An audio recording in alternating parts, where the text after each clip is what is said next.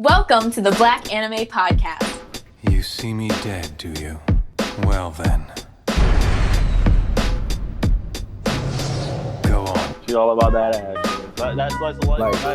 Like I love Naruto. I grew up on Naruto. But like, it'll be for me. It's like I just always compared anime to Naruto. You are now tuned into the Blxxk Anime Podcast. Not the same. Bro, that nigga was strong. He just got caught up by that. Emma is Naruto. Not the same, bro. Not even close. I'm afraid he got even killed him. Definitely And that's Get your baby, dude. Get your baby. You are now tuned in to the Blxxk Anime Podcast. How I irk you, bro? This is the end of the road. Afro Samurai. What's good, everybody? I want to welcome y'all to another episode of the Blxxk Anime Podcast, where we talk about anime, manga, webtoons, culture, all that shit and more. And you got your main man here, Aaron, aka the Anime Anthology, aka the Lost Homie, here as always. And today I'm joined again by my man Marc. Go introduce yourself. Hey guys, it's Marc from the Otaku IRL podcast. You know, if he's on here, we're gonna be talking some real hardcore anime today. Now, usually we would do this probably next week or the week after. It's not usually we do this episode, the best of the season episode. But next week we have a special episode, I believe. Next week we have a special episode, and the week after we have another special episode. So two specials going to be getting in a row. So I still wanted to fit this best of the season because I have to talk about the season of anime. So there's a lot of anime to talk. Talk about, and I don't know words apparently, and and so I had to bring my man Marc on, just to discuss it. He's reliable. Me and Marc can always have a good conversation going.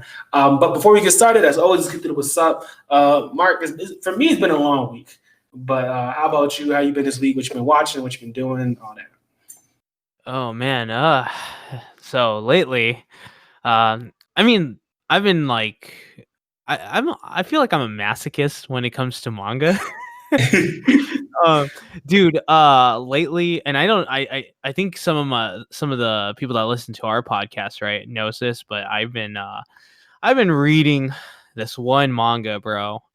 And I'm already 250 chapters in. I think it's about there. No, 223 chapters in. And oh my god, it's so terrible. But I'm reading it for some reason. I'm still going. If you don't know, it's called Koito Uso, or Love and Lies is the other name for it. Yeah, there's an anime for it on Amazon. Oh, okay. Don't watch it. But I read the manga because they kind of like stopped it, like it did a typical 13 episode kind of thing this season. Then it like stopped. I read the manga and oh my god, it's that harem that just think of Domestic Girlfriend as a harem. Like a little bit more a little less on the craziness of that kind of anime and manga, but it's like a guy that just can't decide. Like, yeah, I don't know how. Yeah, I feel that. I don't know if I like that. That's masochism, man. Don't do it. But yeah, that's been what I've been reading, and besides that, watching. I've been watching all the newest stuff, but I guess like the one that that really drew my attention outside of like the new stuff that's out or the continuation kind of stuff. I just watched Seikano. Oh yeah, the boring girlfriend. Yeah, I had to finish that. I love that. I love it. I love it for what it is. And I have to watch that. And I remember you talking about, and somebody else talked about it too. Watakoi. Watakoi was with this. Watakoi? Yeah, that's a great one. Yeah, so I still need to finish that one too. I started Boring Girlfriend. I got I think 8 episodes in. Okay. Gotta finish Yeah. that. The second season's on Amazon. Oh, it is? I just started watching that stuff on Amazon because I had to watch Banana Fish. So I just started watching stuff on there. So I'm watching now. Oh man. What a crazy anime. Who you telling? But yeah, that's it pretty much. Okay. Well, this week I've been, like I said, it's been like a long week for me, even though it was a short week. I know I didn't have work on Friday, so it's been technically a short week, but it's also felt really long. I caught up on everything, but about 3 seasonal anime, but it's fine. It's fine. It's whatever. It doesn't change my rankings. It doesn't matter. Those 3 won't change my rankings because of how good everything else has been so far. Right. But I think besides the seasonal anime that I've been catching up on, like I just said, I watched Banana Fish. You see on Twitter, I talked about it. I did like Banana Fish. It's still something I would recommend to people. Yeah, I think it's good. Still going against my man's Polo and Telly. Mic check. It's not better than 91 Days. I don't know why. Oh my god, it's not better. Yo, to be fair, I think they have their own outlook on those kind of animes, and I respect it. I do too. I respect it as well. But they started slandering a little bit, and I was like, y'all gotta slow down, okay? Like they said, they started slandering. I was like, y'all gotta slow down a little bit. I don't know how often they listen to our episodes, but I think Polo on Twitter, he was like, oh, he said, or it was Mike Check Page, one of them, and he was like, oh, it's forgettable. I don't remember nothing from that. I'm like, what? What? You don't remember nothing from 91 Days? I was like, he said, I don't like anybody. I'm like, you're not supposed to like them. They're not good people. Like, it's a tragedy for God's sakes. I was but I respect their opinions. They everybody has their own, everybody has an opinion, you know what I mean? So but yeah, Banana Fish really was a good series. Definitely it wasn't what I expected, so to speak. I expected different stuff, so it really kind of went outside my expectations. So it was good. It was very good anime. I started Diamond No Ace. Ooh. Haven't finished it yet. I like it, but Okay. I'm not. Let's see. I'm not all in yet. If you get what I'm saying. Like I still do like it. I'm just not all in. Like it doesn't have me hooked. Like a lot of people. Other people. Yeah, I mean. It's like one of those. It's like one of those sports animes that's like it does go by the shonen trope of things, and it's still great. Like for what it is. Well, I think it has more slice of life elements than I expected. If you get what I'm saying, like because people compare it to Haikyuu and they say it's the better version of Haikyuu or whatever like that, and I don't know what the fuck that means. But yeah, I don't know what the fuck that means. But I'm not sure about that. But they were saying now, I was like, okay. Well, I'm gonna check it out or whatever. So I'm watching it, and I'm like I said, it took me about I think 3 or 4 episodes to really be like, okay, yeah, this is good. Yeah. And I'm on like episode 11 right now, so I still have a long way to go. So many episodes in that anime, but I'm gonna slowly eat through them and get down to it. But I am liking it. I'm really enjoying it. Like just because I might not think something's good as something else doesn't mean I'm not enjoying it. I am enjoying it right now. Right. It has to offer. And if anything, like listeners should just take what we say with a grain of salt because it's really up to them. It's really up to them. I'm just telling y'all my opinions. Now, if y'all like my opinions, that's up to y'all. You know what I'm saying? But let's move on. Let's move on to the best of the season, 2020. Now, if I listen to my 2020 remix, I just gave my mid-season remix. I just gave my top 3 for the season, along with my review for Great Pretenders, which I get Great Pretenders like over 90% because it misses. It does not miss. Like, and when it does, it's very little. It's it's a great mystery anime. Not mystery. It's kind of mystery. It's a heist. It's a heist, and I like it. And I like it because I was reading some of the comments on the what page I was on the. Oh my gosh, I can't remember what page I was on reading comments. But anyway, I was reading some comments, and some people didn't understand it, and other people did. Like, it's a heist. It's the closest thing I can think of anime wise. That was closest to it. I believe I put down was Lupin the Third, and even then, it's like a whole different realm than that because it also reminded me of the Will Smith movie. Oh my gosh, it reminds me of Ocean's 11. Ocean's 11, and and I gotta look up Catch Me If You Can. It reminds me of like that heist where like you kind of know what's going on, but at the same time you have no clue what the fuck is going on.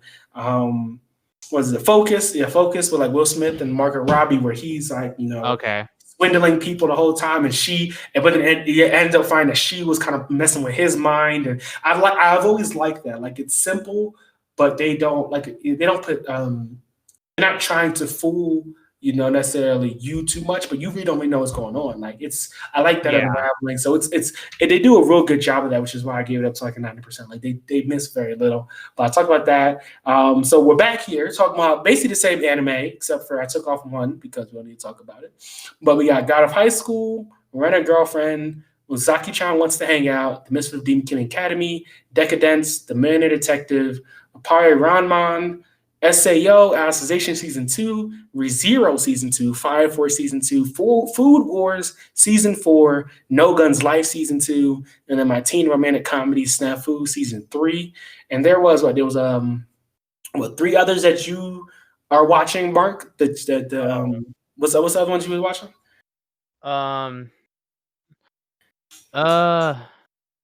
So there's I'm trying to like think about all of them because there's a lot. You gotta write this, man. Hold on. Because we already. You said you watched HX Arrows. And then Peter Grill, and was it The Philosopher's Time or something like that? Yeah, Peter Grill and The Philosopher's Time. The 2 hentai adjacent shows. You can watch Peter Grill uncensored. So yeah, I have seen that actually. You dirty boy. It's culture, okay? It's my culture side showing. And then Monster Girl Doctor. Okay. I talked about I was supposed to talk about that mid-season because we'll talk. Well, actually, we'll talk about this right now because Monster Girl Doctor is something I fell off on. I fell off the wagon. That's what I call it. Because Monster Girl Doctor is boring as hell to me. I'm sorry, I fell asleep.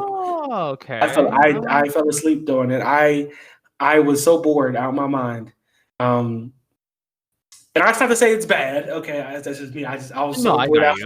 I was so like I guess I was kind of expecting something different. So when I was watching it. Yeah.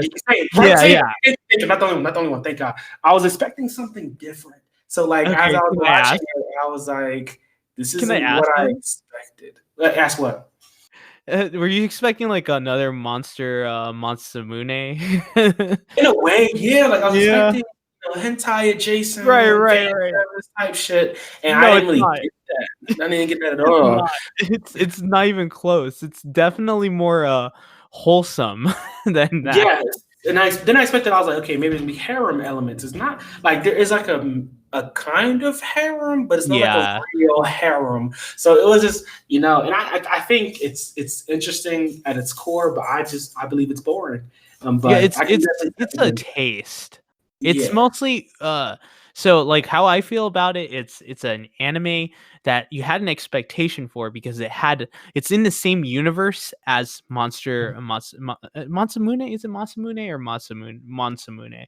I can't remember, but it's in the same universe as that anime, which is like super ecchi to the point where it's like ridiculous. And it doesn't do that at all. It's like an anime that's like, it has the monsters in it. It has all the iconic like monsters that you see in that type of show, but then it goes a different route. Like it goes wholesome. It makes a MC character that's just trying to save people, and it's so slice of life and wholesome for what it is that it still has its ecchi moments, right? But it's not obvious. It's not like thrown at your face. It's like it's just there sometimes. Yeah, it's like practical. It's like practical ecchi. Yeah. Practical ecchi. And I mean, saying that, like as we're talking about, thinking about minds, like it's like another one of those shows that are pure slice of life, like the Case of Julia Richard, where I was expecting Case of Julia Richard to be a whole mystery laden show with high energy antics and also like that. And that is the exact opposite of Case of Jewel of Richard. It is, and it's still a really good show. I really enjoyed it when it came on, but it's like the exact opposite of what you kind of expect from the show. So I kind of fell off of that.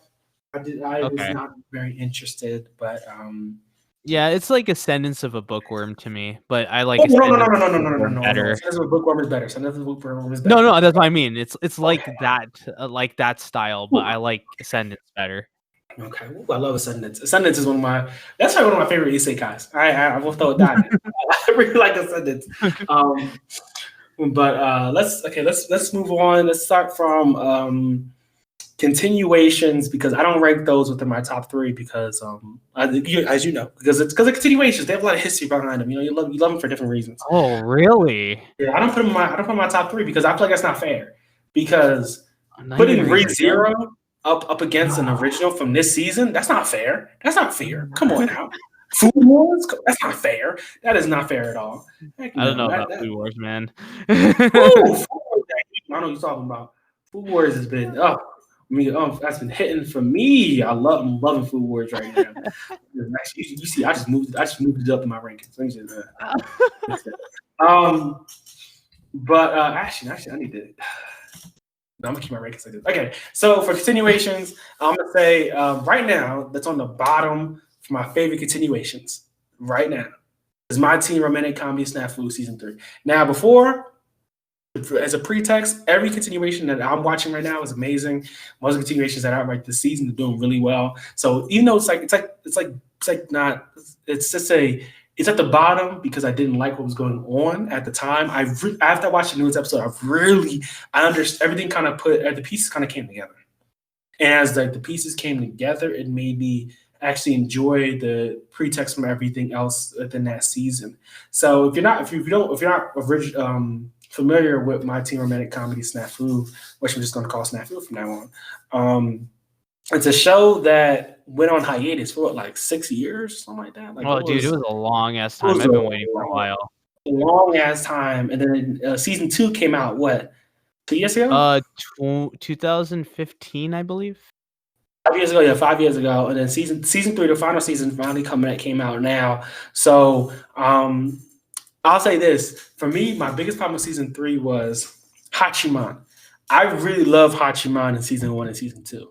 He's kind of he's an awkward, menacing by accident character who speaks his mind and is like an asshole by accident. And I love that about him. And I love that through season 1, season 2. Season 3 gets here, and now people are liking him and warming up to him, and I'm like, I don't like that now. But again, that's a personal thing. But I like the better people. I like the people didn't understand it. Okay, I love an asshole. But this is at the bottom for Marc. It's bottom for me because the last episodes would really wrapped it up and would probably bring it up higher for me, because this is, if you've seen the show, and not to spoil anyone who hasn't seen it, the 3 main characters are really good friends, and it's a friendship that you kind of watch foster from mid-season 1 when the 3rd character comes in to now, and it grows into something else. It is a romance type thing, and they kind of push this idea of codependency for most of the season, right? And at first, I really disliked it because I hate that idea that you're not supposed to rely on others. And I hate when any medium pushes that, because you need others to survive. You need people to survive and be better. And that's just life. And I really didn't like how they were trying to push that. But in that last episode that came out really kind of pulled it together. And it really reminded me of why I did like season 1 and season 2, because of the characters' awkwardness and their inability to be emotional. That's really, pulled them together, not apart, because they were both like that.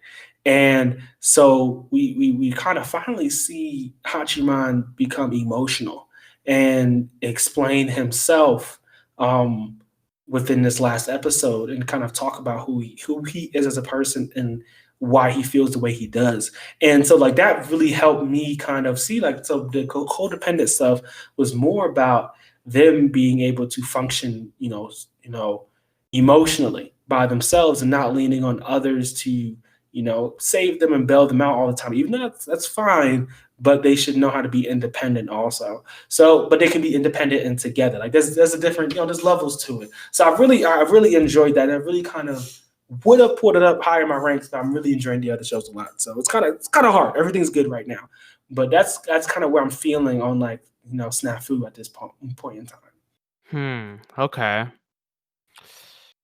Here's the thing, man. I could counter that if you, because you just gotta.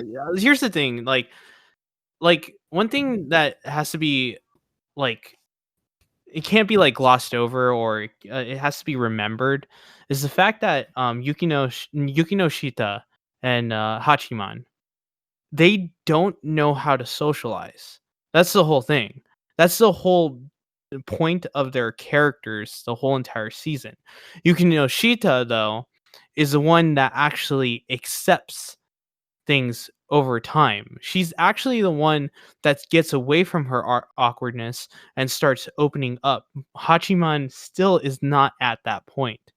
That's the whole point of this whole season, is that he's still at this stage where he thinks that he's still that disgusting person, and that no matter how, yes, people start accepting like how him and how he is and everything like that, right? He's still at that point where in his mind, and they do show evidence of this, like for instance when he's going through like these moments where he's talking to every single one of them and actually like being very nice to them, but he's also stating like how he's still like keeping his distance from everybody. He, like for instance, like with Yui, right? He keeps his distance from her because he's scared of the fact that something might happen between him and Yuki Shita and them all together, because he's worried that the club might be diminished completely because of like maybe he would be the cause. That's the whole thing. That's the whole issue. And on top of that, having I believe, I forget, her name is Haruno. Yeah, Haruno, which is Yukino Shita's sister. She just kind of like sees a certain look at them, or sees their kind of relationship, and she understands that it's kind of messing with them, but she's kind of like the testy type. So she's testing them out by saying that it's a codependency when it could be just a love triangle in general. It's just that can really mess with their minds. And I think that's the point that she was trying to do. She was trying to make it so that they basically Hachiman understands that because of how his mind works, they cannot they're dealing with these emotions for the first time ever. They don't know how to deal with them. So the first thing that they do is think logically. So that's why I like Hachiman this season. He is using every single like part of what he's learned over time and using logic to it, instead of understanding that it could just be clearly like pure affection that he's feeling, but he can't accept it. That's the whole thing. That's how I feel about his character. I think he's the one that's growing the most in this whole season. That's why I kind of don't see, like, I get where you're going with like saying that basically he's not how he used to be, but I think it's because he's dealing with the emotion that he's dealing with for the first time ever between these two girls. And I feel like it's, for me personally, and I guess it's also older. My issue with them is that a lot of the issues that could be resolved that they have within their little triangle could easily be resolved if they just actually talk about their feelings. Because Yui has very Yui likes, we all know that Yui likes him, and Yukino Shita likes him. Yeah. Like that. But she's the one that's she's fronting. She's like completely like obvious about it. Like she's the one that's actually being open about it. Like she's actually saying it straight up. She's being open, except saying him straight up. Like she keeps, like, even with this you didn't see the last episode, so it's hard to talk about. Well, I mean, it's an emotion. That's the thing. Like the thing is, like, there are people like that where they're just like introverts, like that can't. No, I'm sorry. Go ahead. No, I was going to say there's nothing. Okay, there's nothing wrong. My problem is again, like Yui knows what he's like, but the thing is, no one really knows how each other feels. You know what I mean? Even though it may be obvious to everybody else around them, they know how each other is, and they know they all have their own issues and facts like that. So it's Yui's been on the outside, and what she's been doing lately. The last episodes in a way of trying to, in a way, lead Hachiman to the answer. It's an answer that he's not going to get. And it's an answer that she's hoping that he finds, but she should know he's not going to get it. So I guess, like I said, I think it's maybe because I'm older now that I'm looking back at this and I'm like, y'all don't just say how y'all fucking feel, okay? Like y'all be don't just say how you fucking feel. High schoolers too. I know. I think it's the accuracy about it. And I think it's also the accuracy of like introverted kids that don't understand the feelings, but are like, I think I said this in a tweet before, like, and I put it as a joke, but it's kind of true in some ways. It's high IQ kids trying to understand love. It's kids that are completely introverted that understand and study like through logical thinking about like what emotions should work with what, because that's all they're hardwired into is understanding logic. You know, they don't understand the emotional aspects, and that's very true. There's some kids like that out there. I think they're trying to appeal to those kind of kids.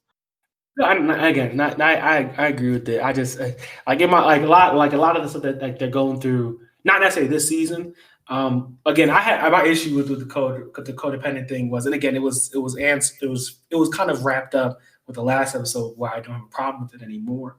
But again, like if people have trouble processing their feelings, they just, for me, since they didn't actually talk to each other until last episode, and I'm like, you two are both talking around each other, not to each other.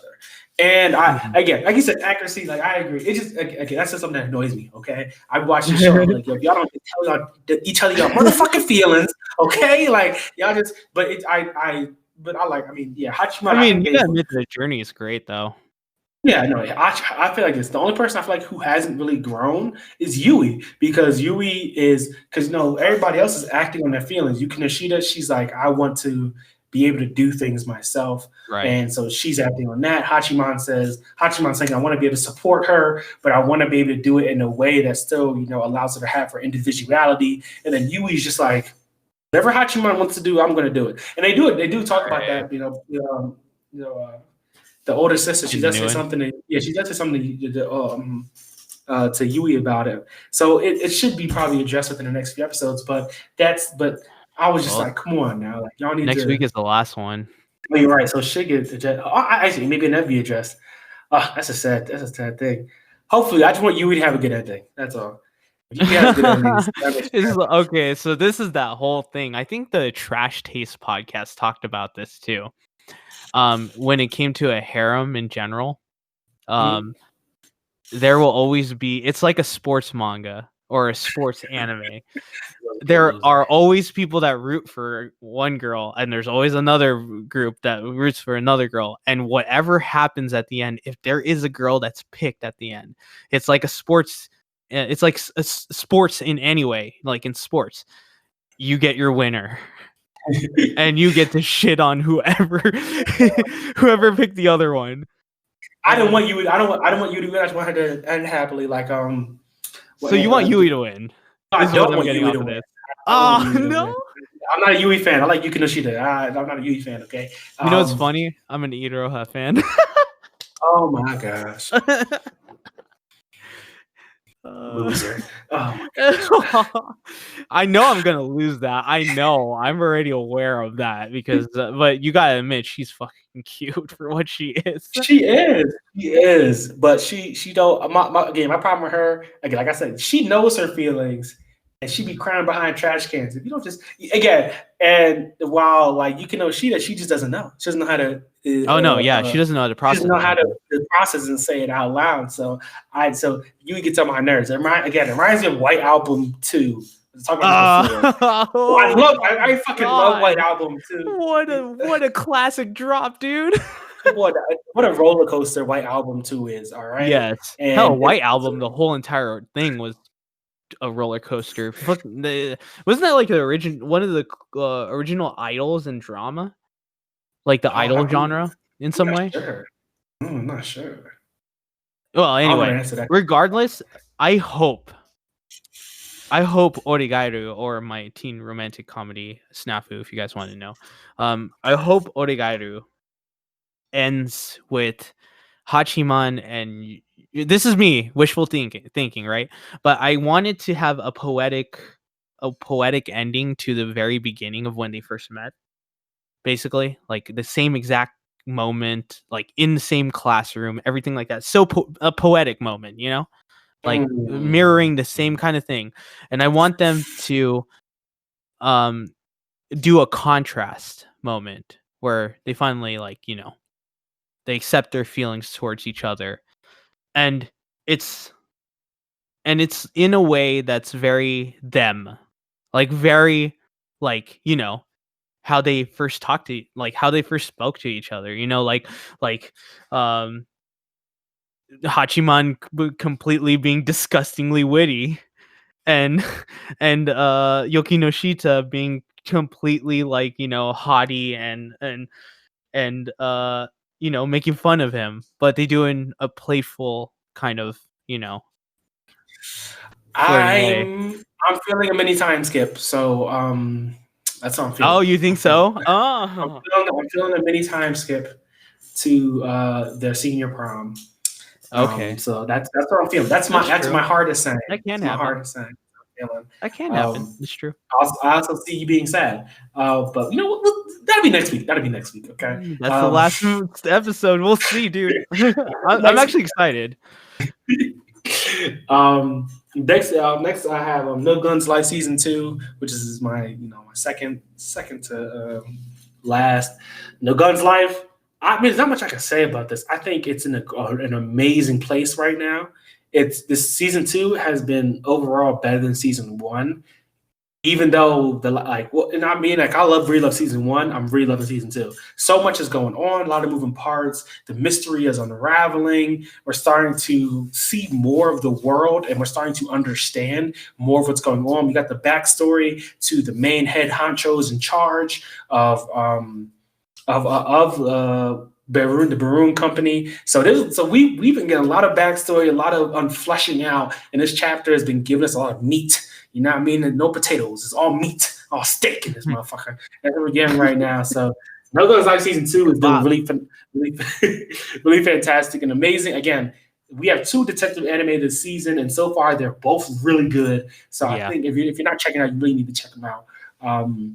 It's kind of sad though, like, about No Guns Life though. Let's be honest, like, since there's so much like so much heat going on in just the anime season itself, like, it's so overshadowed.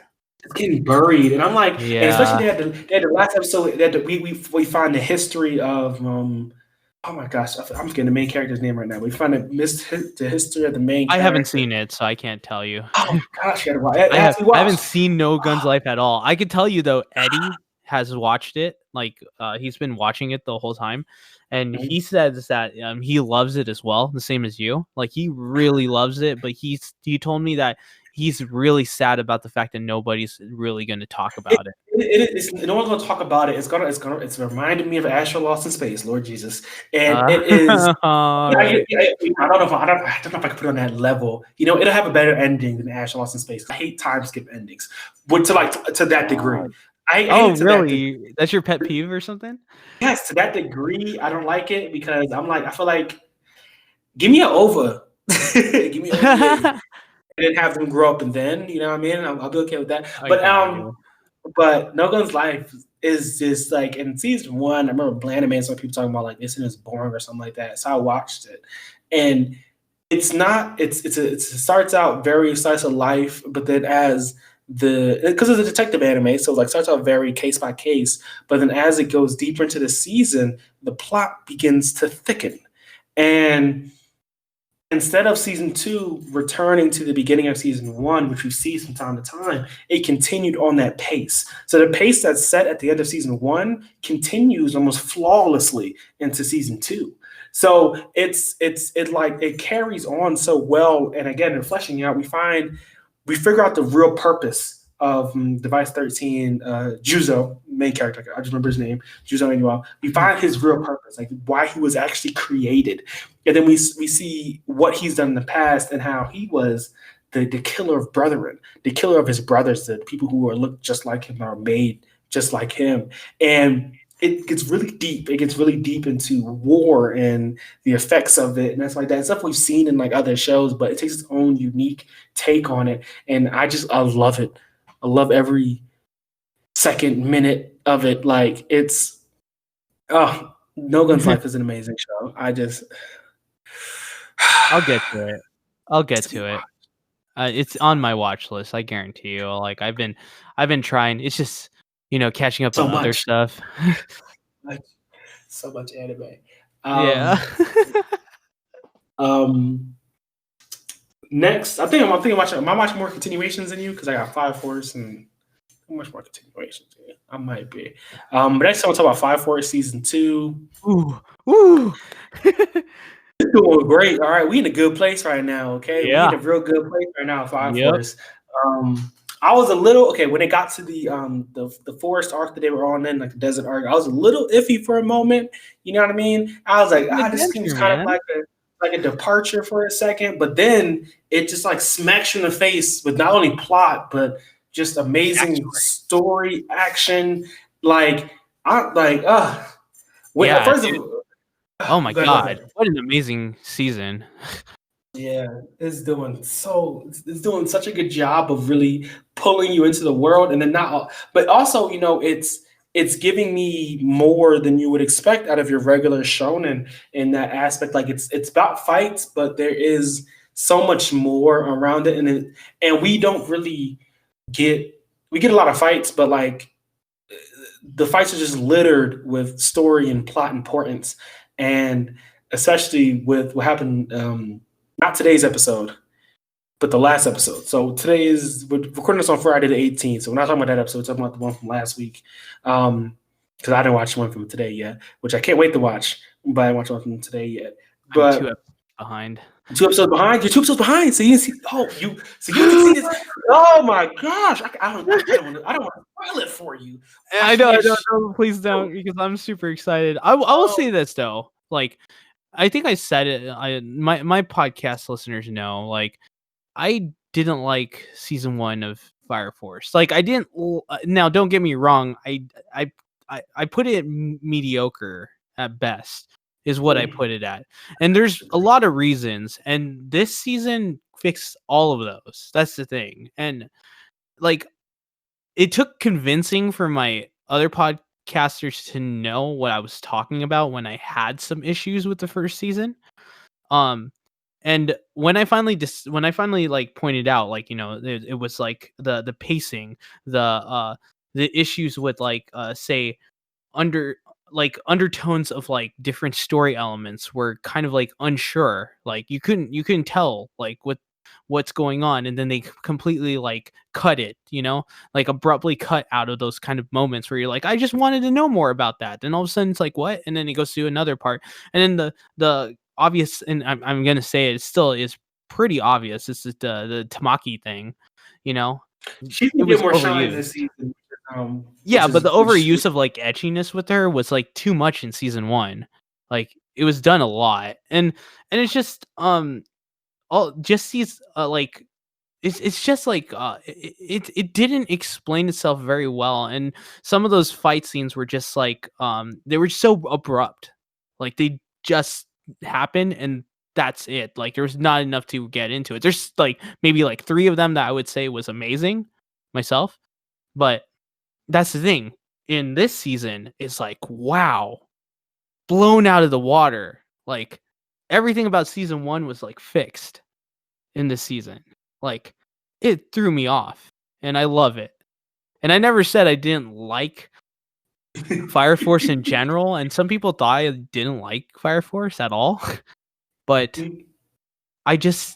I love its world building and everything. I just didn't think season 1 that was that great compared to others, you know?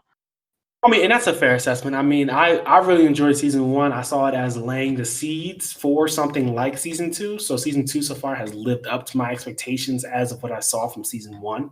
So like, I mean, personally, so like when people said like season 1 wasn't that good, I can understand that. I like season 1 because they didn't explain everything. Like I liked it for the exact probably opposite reason that you did. I liked it because it didn't lay everything bare on the table, because it was the idea that we know only as much as the main characters in the show know. But I can also understand where you're coming from too. So I get what you mean. But this in regards to 540 season 2, also 540 season 2 has done a really good job of highlighting its core elements of characters and in actually giving them necessarily more character. And there's no one else to talk about more than Tamaki, because everybody's biggest complaint with Tamaki season 1 and season 2. She has more this season, yeah.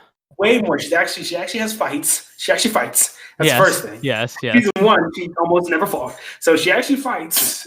And we do have her lucky lecture happen from time to time, but it's only like once or twice I saw. It's not distracting. It's not distracting. No, it's not. And it doesn't take up the entire scene. Like we don't get a whole entire cut for just her being like that. So which I'm okay with that. That made it. That's fine for me too. Yeah, like it's supposed to be played for laughs, but in season 1 they played it as a personality trait. And I didn't like that. Which that was the problem there. Yeah, like you can't make that personality trait. No. Yeah. But season 2 has been doing phenomenally so far. So if you haven't been checking up on that, and I do have one gripe. What's up?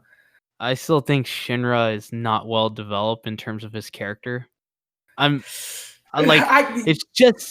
just like the thing is like with Shinra, he's that MC that's his expectations are there, right? There's two things that I've noticed about him. Things happen to him.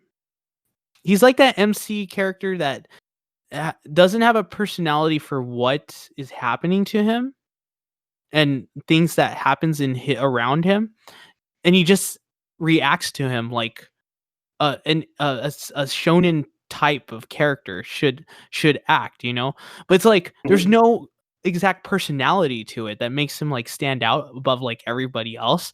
Like he has the hero thing, but like that's just it. That was just the hero thing. I've never seen him like say anything that's like his own personal values of something, his own personal thing. Yeah, he loves his brother and everything, but and wants to like save people and all that, but that's like a trope, And the thing is like, oh, go ahead. No, I was gonna say I agree with you for the most part. Like, Shinra's not my favorite character. I like Arthur. So yes, you like Arthur too, dude. I love that guy. Like it's I like it. I like Arthur also because he's not the main character. Because if he was the main character, then I would hate him. But it's because he's a side character that still kind of gets his he gets enough shine and characterization. And I love when he finally gave the truth to his backstory, which kind of gave him more. Is that the one? Is that the one where he? Oh, should I say it, or is it too much of a spoiler? Okay. His parents left him. Yeah, his parents left him. Abandoned him. Yeah, which is kind of messed up. Fucked up, super fucked up. And he kept the idea of being a knight because his father used to call him like a knight. And but it breathed life into his character in a lot of ways. So I really like Arthur, like because I hate how and the thing is also his dumbness. He's a wild card. It's great. Yeah, he's a wild card. Like when he was like, "Yeah, it's pie," and then he started like repeating phrases that he remember. And then everyone's like, "What?" Like, how do you know that? Yeah, I know. And then all of a sudden he's like, "Oh, I just, that was a wild guess." I was like, "What?" I was just guessing. Amazing. You know what I mean? But he was right though. And he was right, yeah. And it's like I love Arthur for who he is and who they made. He's my favorite. Same. Well, Arthur's my favorite right now. But besides Ogun, okay. Oh yeah, let's talk about him. Okay. Fucking awesome. Again, you didn't see the last episode, so I can't. You haven't really seen nothing yet. I'm just telling you, you haven't seen Okay, it. okay. Ogun goes off in the last 2 episodes, and oh my gosh, Yeah. Okay. he does a damn thing. He does a damn thing.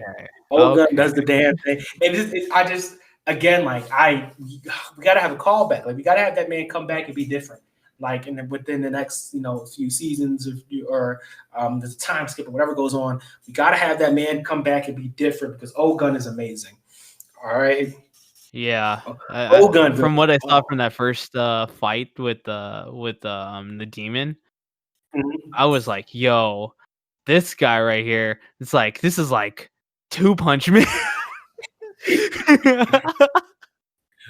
And I mean that's not even like what you've seen isn't even like the fullest extent of his power. Like it goes higher than that, and it's oh my gosh, Ogun just goes off these last 2 I'm episodes. stoked, man. I'm gonna watch it, so I'm excited. And even I guess Shinra, he kind of it sucks because you're right. His characterization is just all about him being a hero, and we kind of never get anything outside of that. So I'm hoping we get. I'm hoping we get he more just fleshing out personality. Yeah, he's like a hero, and that's all I am is a hero. And he's just like that hero. Blank slate. Let me put a hero character on him. Yeah. Generic. I'm sorry, it's true. No, I mean you're right. I mean I like Shinra for who he is, but he definitely has a lot of flaws when you come down to like full characterization. Like I like him as his powers and how creative he is with his powers. I like his willingness and his toughness, stuff like that. Right. But when you really break it down to like who he is as a character, it's like, hey, I'm a hero, and it's like, what else? I'm a hero. Hey, guess what, guys? I'm a hero. Like he's worse than Deku. Worse than Deku. And I'm like, come on, but bro. Deku actually has character.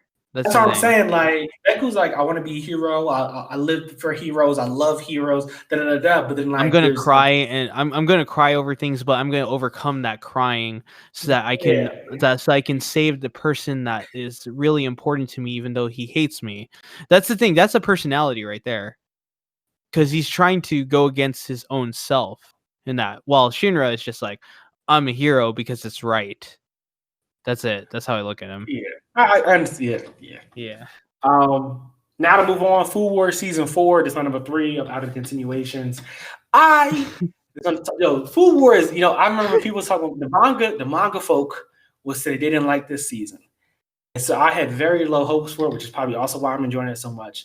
I had very low hopes for it, but as I watch it now, I'm like, yo, the food god, Devin. Like, yo, I love Soma is that nigga. And I had somebody said on Twitter, they commented and I posted about it. They said, oh yeah, but the cross knife things doesn't make sense. And I'm like, yeah, kinda, I guess.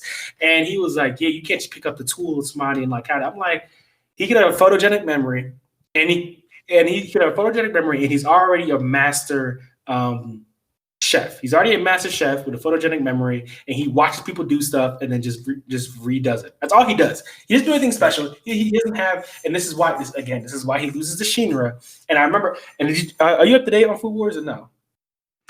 I saw like maybe 2 episodes of the new season. You're behind, so I'm not going to worry spoilers, but go ahead. I just couldn't. It just got weirder. But it's weird. I love the weirdness because the weirdness does not lose the soul of the show.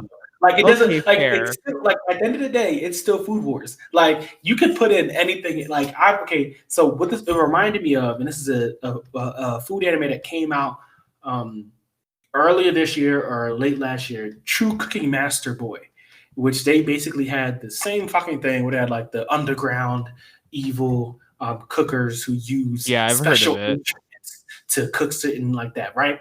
And True Cooking Master Boy wasn't bad, but the thing that always draws you to Food Wars, right, is the characters themselves. You know what I mean? Having these full-bodied, enthusiastic characters, and then also the absurdness of the show that is set forth from episode 1 when Shinra blasts the clothes off of the lady trying to buy the diner. Like it showed you from episode 1, this is who we are. And it never lets up. It never lets up even till now. And it still gets me hype as any shonen that I enjoy, as any shonen has ever got me hype. Okay. You know what's funny about Food Wars? It clearly it reminds me of another shonen anime that was very like overshadowed, like in terms of like how it does things, like starting out from a gag to like to like this crazy tournament arcs and all that, right? And it and it reminds me of like Katekyo Hitman Reborn. Hitman, I love Hitman too. So yeah, you know what I mean. Yeah, but you see, it started out as a gag. In a way, yeah, like it started out like this whole slice of life ish kind of like it was like pure comedy at first. Yeah. Well, comedy, and then it changed very to shonen. Serious. It's very fucking serious. Yeah, it went to like shonen out of nowhere. Like it actually got like and bad guy like and everything, and then it turned into an actual shonen superhero style anime. Yeah, it was amazing. Yeah, it's still great in my eyes, even though it's kind of generic, but it's a good generic. It's generic, but it's generic always to the point that it actually gives us like good characters to cheer for. And what I like about Hitman is the personal training arcs each character goes through. It's not like everybody goes to the island. It's like this person goes off and like does their own. Right. I've always loved that. They kind of give each character their own. No one is necessarily attached to anyone. Like, and you know what? That goes back to Food Wars too. That's the same thing. That's the same thing. Everybody has their own motives, their own. Then and I mean, again, like my hero has as well, but they're all kind of still fighting for the same goal. Right. While, in Food Wars, everybody wants to be a great chef, but it feels different. It has a different feeling to it. Like when you watch it, you don't feel like you're watching a copy pasta, like a copy paste. Like Food Wars feels like its own unique world with like characters who have drastically different goals than the ones next to them. So Food Wars is amazing. I love it in every way, shape, and form. Season 3 ended iffy. It was just one giant tournament arc, but season 4 has been really. It's really been having me because especially as the main villain, I hate that nigga. Okay, they really did a good. They really made him like menacing to like a good point. Like that man is really crazy, and I love Food Wars, man. Plus the food looks amazing. Animation is so good. Like it just a lot of the flaws. Just like I just ignore it once the animation starts doing its thing. Oh my gosh, yeah, but Food Wars is definitely it. But now to talk to my top 2, all right, because we talking a lot. My top 2, ReZero season 2. Wow. Now this is hard. Okay, this is like these two are like my number 1A and number 1B. Okay, like they're both. I can't make either one say either one's better than the other. ReZero season 2, SAO, War of the Underworld Part 2. Lord Jesus, come on now. These shows is giving you everything and more.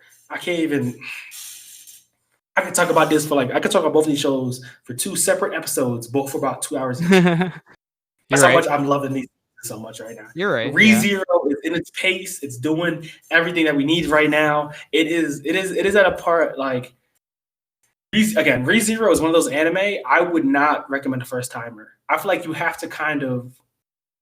This is my person. I feel like you have to kind of understand it's like kind of tropes. Same thing with like the comedy one. What's it called? I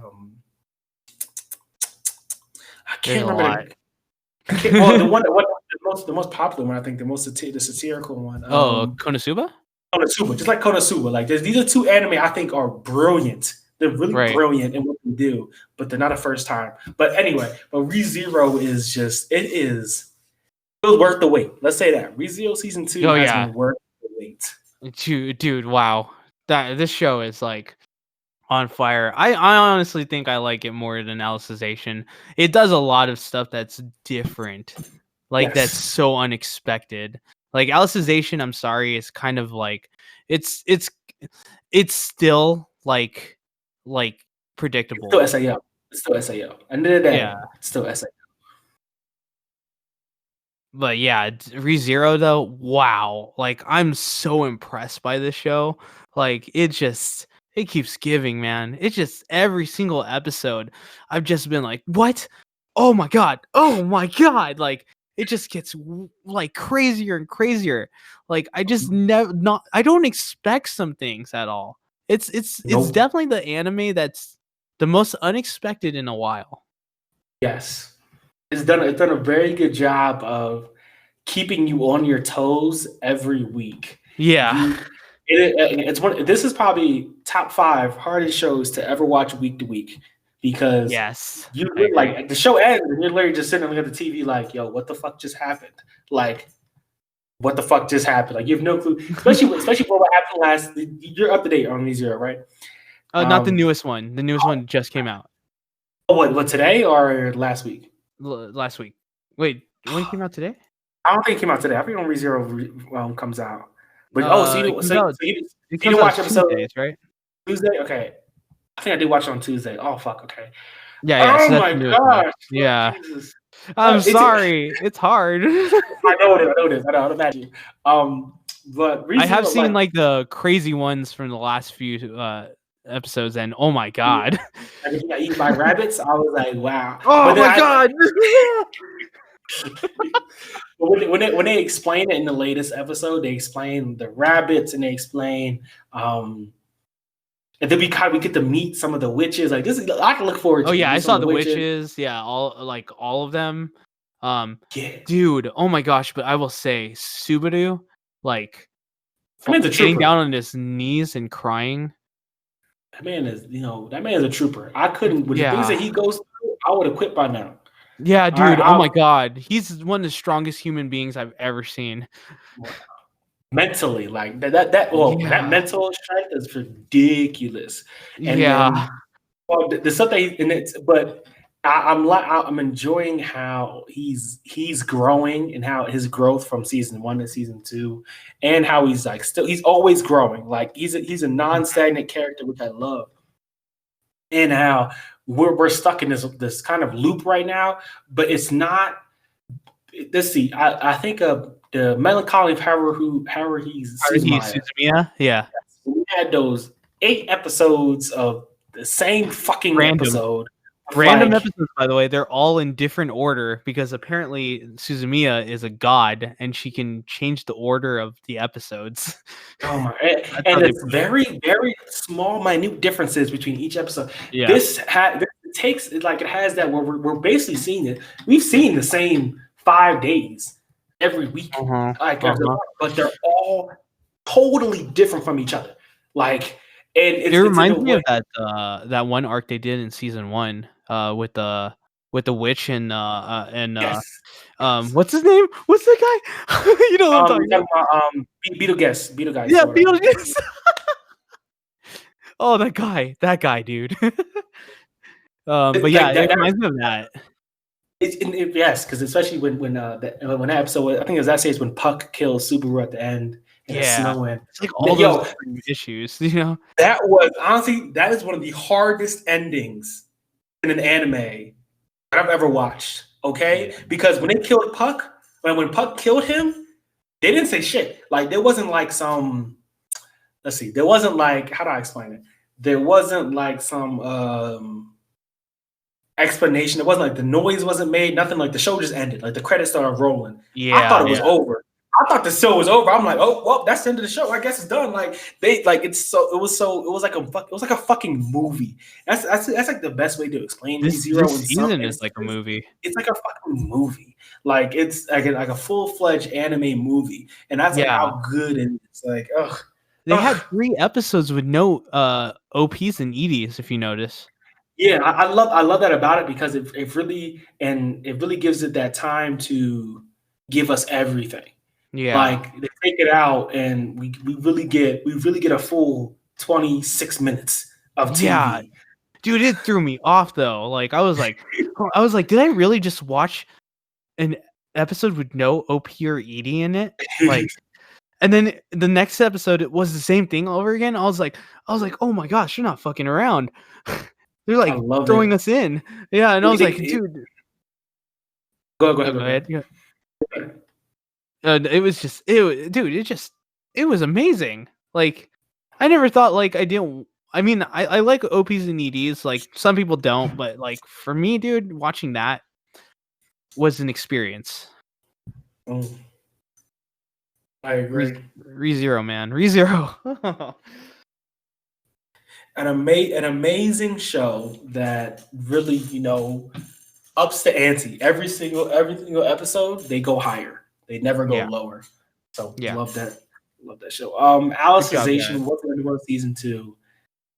One, that's so far, it's the most beautiful anime this season, action-wise. Yes, I agree. The most beautiful fucking anime this season. I mean, it should have been. It should be. I mean, it's what? It's one of the most popular animes in this generation. Yeah, that generation. Even though people try, I mean, and I'll say this. The War Dinner with Alicization, it's still at the end of the day, it's still SAO, still predictable. Yeah, it is. And in a lot of areas. There's still Kirito. Kirito, you know what I mean? But I do really love. I didn't expect Kirito to get locked in there for 100 years or 200 years. Oh yeah, yeah, you're right. You're right. I thought he was gonna figure out a way. But when he got stuck, I knew. But even then, no, you know what? I kind of knew. I kind of figured he would. I didn't expect Asuna though to stay. See, it was two things. When he had that fight, and then I was like, dang, I thought we were going to see like Asuna sitting outside crying, waiting for him. But then again, it's kind of like a callback in a way, because when he got stuck that one time, she was like, no, hell no, I'm not sitting by and watching. I'm going to stay with him forever. And so I really love that. And what I loved about this season, and I've said it before, is that it is SAO at its best. Alicization and War of the Underworld has been SAO better than season 1. And season 1 was the previous best season. And that's my opinion. But it's been better than season 1 because it is taken the time out. So what I love about season 1 was that season 1 had its main episodes, then it really felt like a video game. Because you had main story episodes, then you had like side story episodes and ABCFG. Like I really loved it. It really felt like a video game to that effect. That's not what this feels like. Alicization and War of the Underworld feels like a drama, feels like a fantasy, political drama. Yeah, political fantasy drama. That's what it feels like. They've taken out the elements that make it video game like. They've taken out anything that is reminiscent of GGO or ALO for the most part, and made it grounded and really put a lot of emphasis on the actions and the weight of characters. It talked about the real life, and this is a conversation we've had in movies and television like that, but for them to tackle the idea between AIs and humanity, and to do this in a way that's very unique to that medium, to that type of storytelling is fantastic. I really loved it. It really gave me fresh eyes on SAO, because SAO used to be my guilty pleasure. Because I'm a video game head, and I always liked the idea of being able to travel in the games like that. And ALO and GGO were pretty well. ALO was bad. GGO, I think GGO was okay. GGO is all right. It was okay. Alfheim is definitely like the one that's shunned. Alfheim, no, it's so bad. Like that is like. It's so bad. We don't talk about it. How about that? We'll talk about season 2. You just get but and then even the SAO movie is probably one of the best, in my opinion, anime movies that are connected to a series.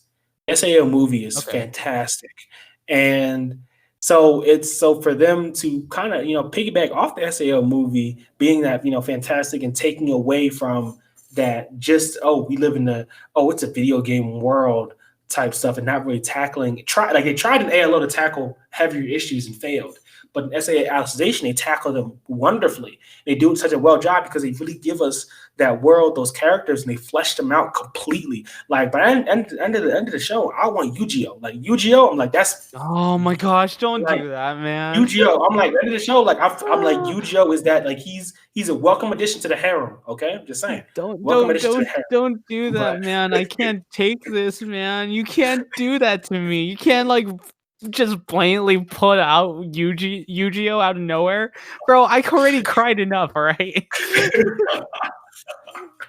But that's the thing. Like, there's no other characters except from season 1 where you really felt their deaths, or you really felt the weight You're of right. their deaths. You're right. Kirito, right. You're right. And they did a good job of bringing that weight from season 1 and 2 and 3 on to Kirito in the season. You know, like they did a good, like, because before, like if you watch SAO, it feels like a lot of the actions don't matter. There's no consequences. And except for the first season. Yes. In the first part. Yeah. First season, like I said, first season is, I'm talking about like 2 and 3. It really feels like there's no weight, like things just gonna happen. But in this season, we see the mental and like emotional toll that's really taken on Kirito that he's been shouldering. And they, you know, expand on it. And, you know, they kind of show a reason on why Kirito can believe again.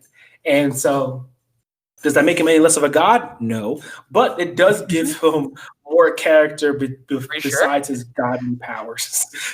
Are you sure? Besides his godly powers. A god now. Kirito's a god. Kirito. Again, he's like Soma. Soma's the Dude, food god. He got sliced in half and grew himself back. Come on. I knew what happened. I was excited for it. I was like, grow your legs back. I was so happy. I was happy when he grew his legs back. And then he grew his arm back. I was like, yo, bro, like, come on, dude.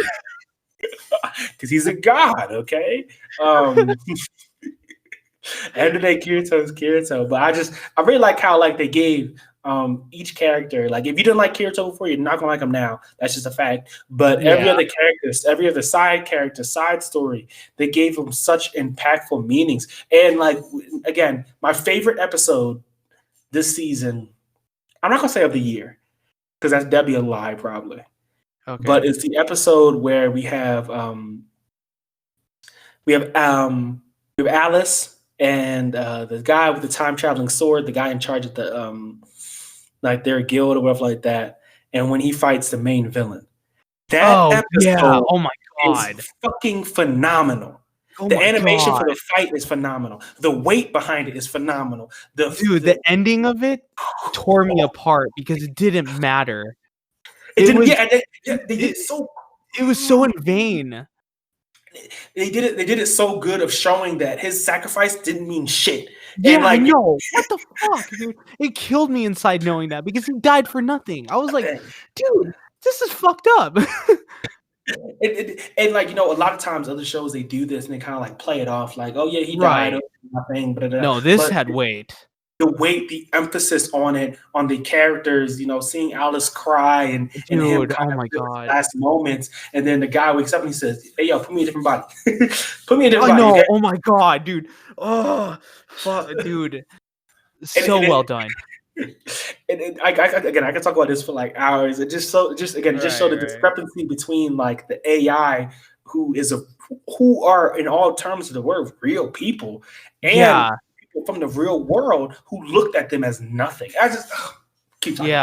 It's a political thing for sure. It's I can just like my favorite is still the pugilist and the pugilist and the girl and the girl knight. Yes, and then even their side story with them basically kind of falling in love with each other. I love that. Yeah, dude. Oh my god, I loved it. Mm-hmm. It's a beautiful love story. When her sword breaks and like flashes back to the administrator saying like you'll be cutting so you can't. When you can't cut, that's when you know you found what you needed or something like that. And it's like, oh my gosh, like dude, she found the person for her, and then like just vice versa and all that. It's just, the amount of respect that they put in the animation, like they put like respect in their eyes and everything. Like you could see the emotion they're feeling towards each other, and you're just like, wow, this is truly love. Like you could tell it's love, dude. It's like, so well done. So deep in every aspect. Yeah, okay. I see what you mean. Like after I just thought about it for a second, you're right. But ReZero still has that unexpectedness. I think that's why it still grabs me a little bit more. I agree. Like I said 1A, 1B. That's me. Like I can't because I I love Right, it that right. it's such a transition for the SAO franchise as an anime watcher. Like light novel readers might not feel the same way, but as an anime watcher, it's such a transition for the series. But ReZero itself is doing so phenomenally, and if you haven't watched it, either one, you need to watch it. Don't listen to your friend. Like even SAO, Yeah. you've seen season 1 of SAO. That's all you need to do. Then watch Alicization. Skip everything else because for the most part, it doesn't really matter. Especially that show. Like it's not what it used to be. It's definitely back to how it felt when you first watched the first part of SAO. And watch the SAO movie. Watch the SAO movie. It's Is that animated the AR beautifully. one? Yes. Okay, I haven't seen that one yet. It's so good. You gotta watch it. It is me and Bo. I tell you, I love that movie. Okay, I'll give it a chance. because I watched it after I watched Dead Apple for oh my gosh, what is that other anime? Bungo Stray Dogs. I watched Dead Apple for Bungo Stray Dogs. I didn't really like Dead Apple that much. It was okay, but then you watch this and it's like it's how it should be done. Okay, it's how it should anime series should be done. I'll give it a chance for sure. Next, let's move on to my still good category. These are anime that they're not bad but they're still good. Last SAO word is fuck Lifa. Now, fuck Lifa. Fuck his stepsister. His cousin. Is originally his cousin. Okay. But to move on to my least favorite still good anime out right now is God of High School. Now you are the same with me. Now I'm a few episodes behind. I haven't caught up to that yet. That's something I watched with me and Braxton. We watched that together. So a few episodes behind, and I'll say this: God of High School is a good webtoon. It's a very good webtoon. Definitely a good read. The animation is good enough. It's not amazing. Mm-hmm. It's good enough. I appreciate the work they put into it, though. Yeah, I respect it. Mappa did a good job. What was it? The mocap shit. Yeah, they did a really good job, highlighting each different fighting style. Yeah, which I really like. I appreciate what they did. The work is definitely there. We can see it. But the pacing is horrible. Yeah.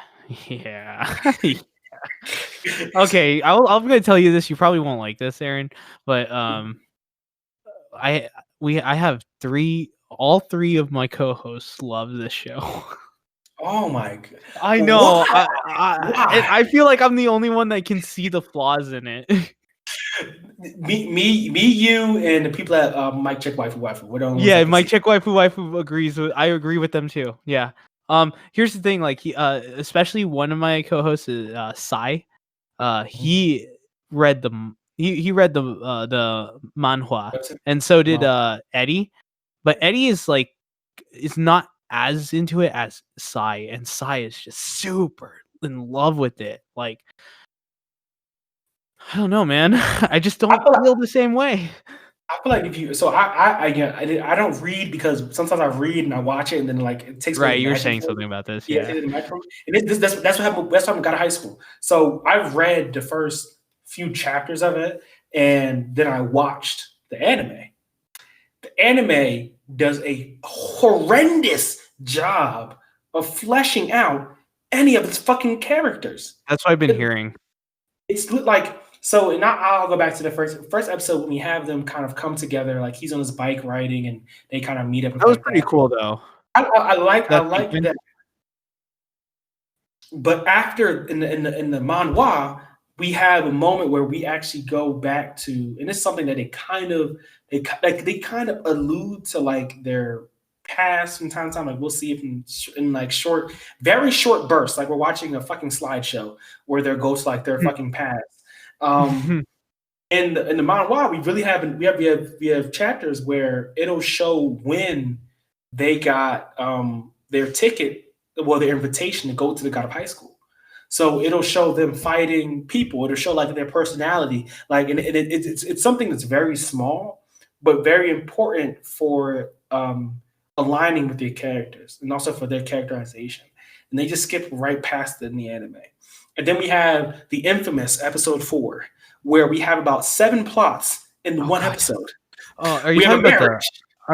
yeah, okay. You're talking about that point, dude. You know I fucking hate that. I even say it to my podcast host, and I tell him like, do you really like this marriage episode? Because this is the worst fucking thing I've ever seen in my life for a tournament arc anime. Like it's tournament arc the anime. Just to let you guys know, that's what I think of it.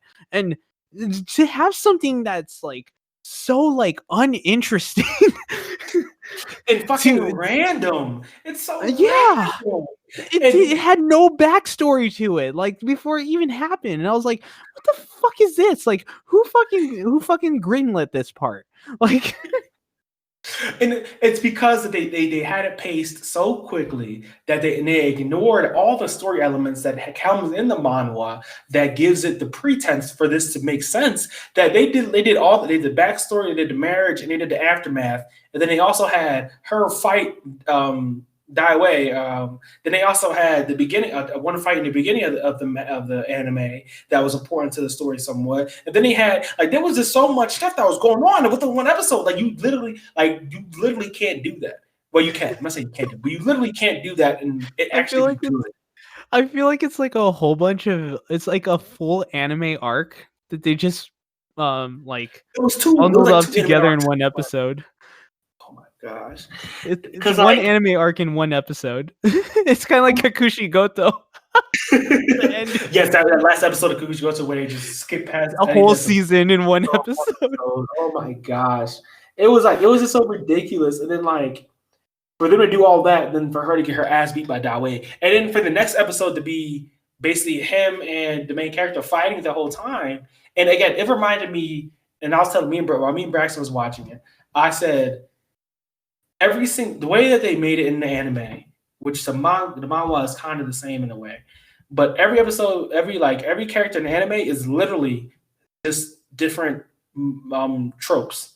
They have no personality. They're just a trope. When you watch him fight Dawei in the episode next, I believe that's now. I might be saying it wrong, but I believe in the next episode. Yeah. The next episode we see him fighting the whole time. That man goes through the main character goes through about 3 different shonen characters. He rotates between Gon and Naruto the entire episode. That's what there's no personality that makes him special from them two. He just goes back and forth. And then they have this whole pointless ass fight that ends with, and it's weird. It's something that there's no established rules in God of High School in the anime. He goes down and then comes up, and then he kicks down, then he beats Dawei, and then Dawei goes to the ground, and now the match is over. But he picks Dawei up because Dawei is not knocked out. He's still awake, and he's still able to fight. But he lost, but he never really conceded defeat. It's like they don't really give you there's no rules. How do you just take out all the rules? And it's a pointless fight that means nothing because the next episode they tell you, oh, we're making the team fights now. So what was the fucking point of the fight? Yeah, I don't know. It's so I don't know. My brain. I feel your pain. I can honestly tell that you're pretty upset with what they were doing with it. I can honestly tell, and yeah, I feel your pain, man. It's a mess of a show. It definitely is. I want it to be good because I do too. It's from looking at the manhwa, there's a lot of material, but they just literally glance by all the important stuff so quickly that this is how you're not supposed to do an anime. Exactly. This is the master adaptation. I think Tower of God is done well compared to this. Tower of God Tower of God, which is another one that's just tournament arc the show, does a really good job of breaking the mode of tournament arc of the show. It becomes more than just a tournament arc. There's shit that's happening. Yeah, you're right. Behind the scenes, yeah, it's done better. Yeah. It really is. In God of High School, it's they're so rushing to get to tournament arc that they just flash by all the things that would make the show a greater, an epic, a greater parts in itself. We talk about this, the episode 4, and then they talk about there's also 2 other episodes. They have the episode where the episode where what's his name? Where Dawe or the main character, I forget who it was, is talking to the guy. Jin Mori. Jim Mori, Jim Mori, or Dawa, I feel he's talking to the guy in charge of the God of High School, the tournament, and they're literally talking about the power system of the entire fucking anime, and it is like 5 minutes long, and then like it's gone. Like I'm like, okay, like I'm confused now. Like I don't understand. Like they don't really give you a good enough, in-depth enough explanation to where you can actually understand what the fuck is the power system. Like Yeah. It's if anything, it's the most rush anime I've seen in a very long time, and it kind of the more I see it, the more I'm worried about Noblesse next season. I'm really worried, man. I'm worried about Jujutsu Kaisen. Oh, well, I mean that's not that's something else though. But I mean like with Noblesse. Noblesse being the Crunchyroll exclusive manhwa next one, you know, it's just like if they can't do God of High School right, and Tower of God is meh at best, right? Like I mean, like in terms of like how the differences between them, you know.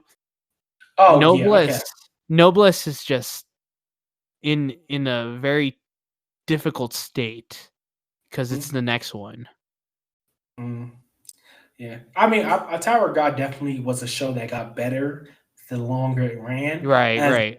The second half, it gets to like a really good part to where we actually see the characters more than just the tower. Like that's really important because we get to see them as who they are.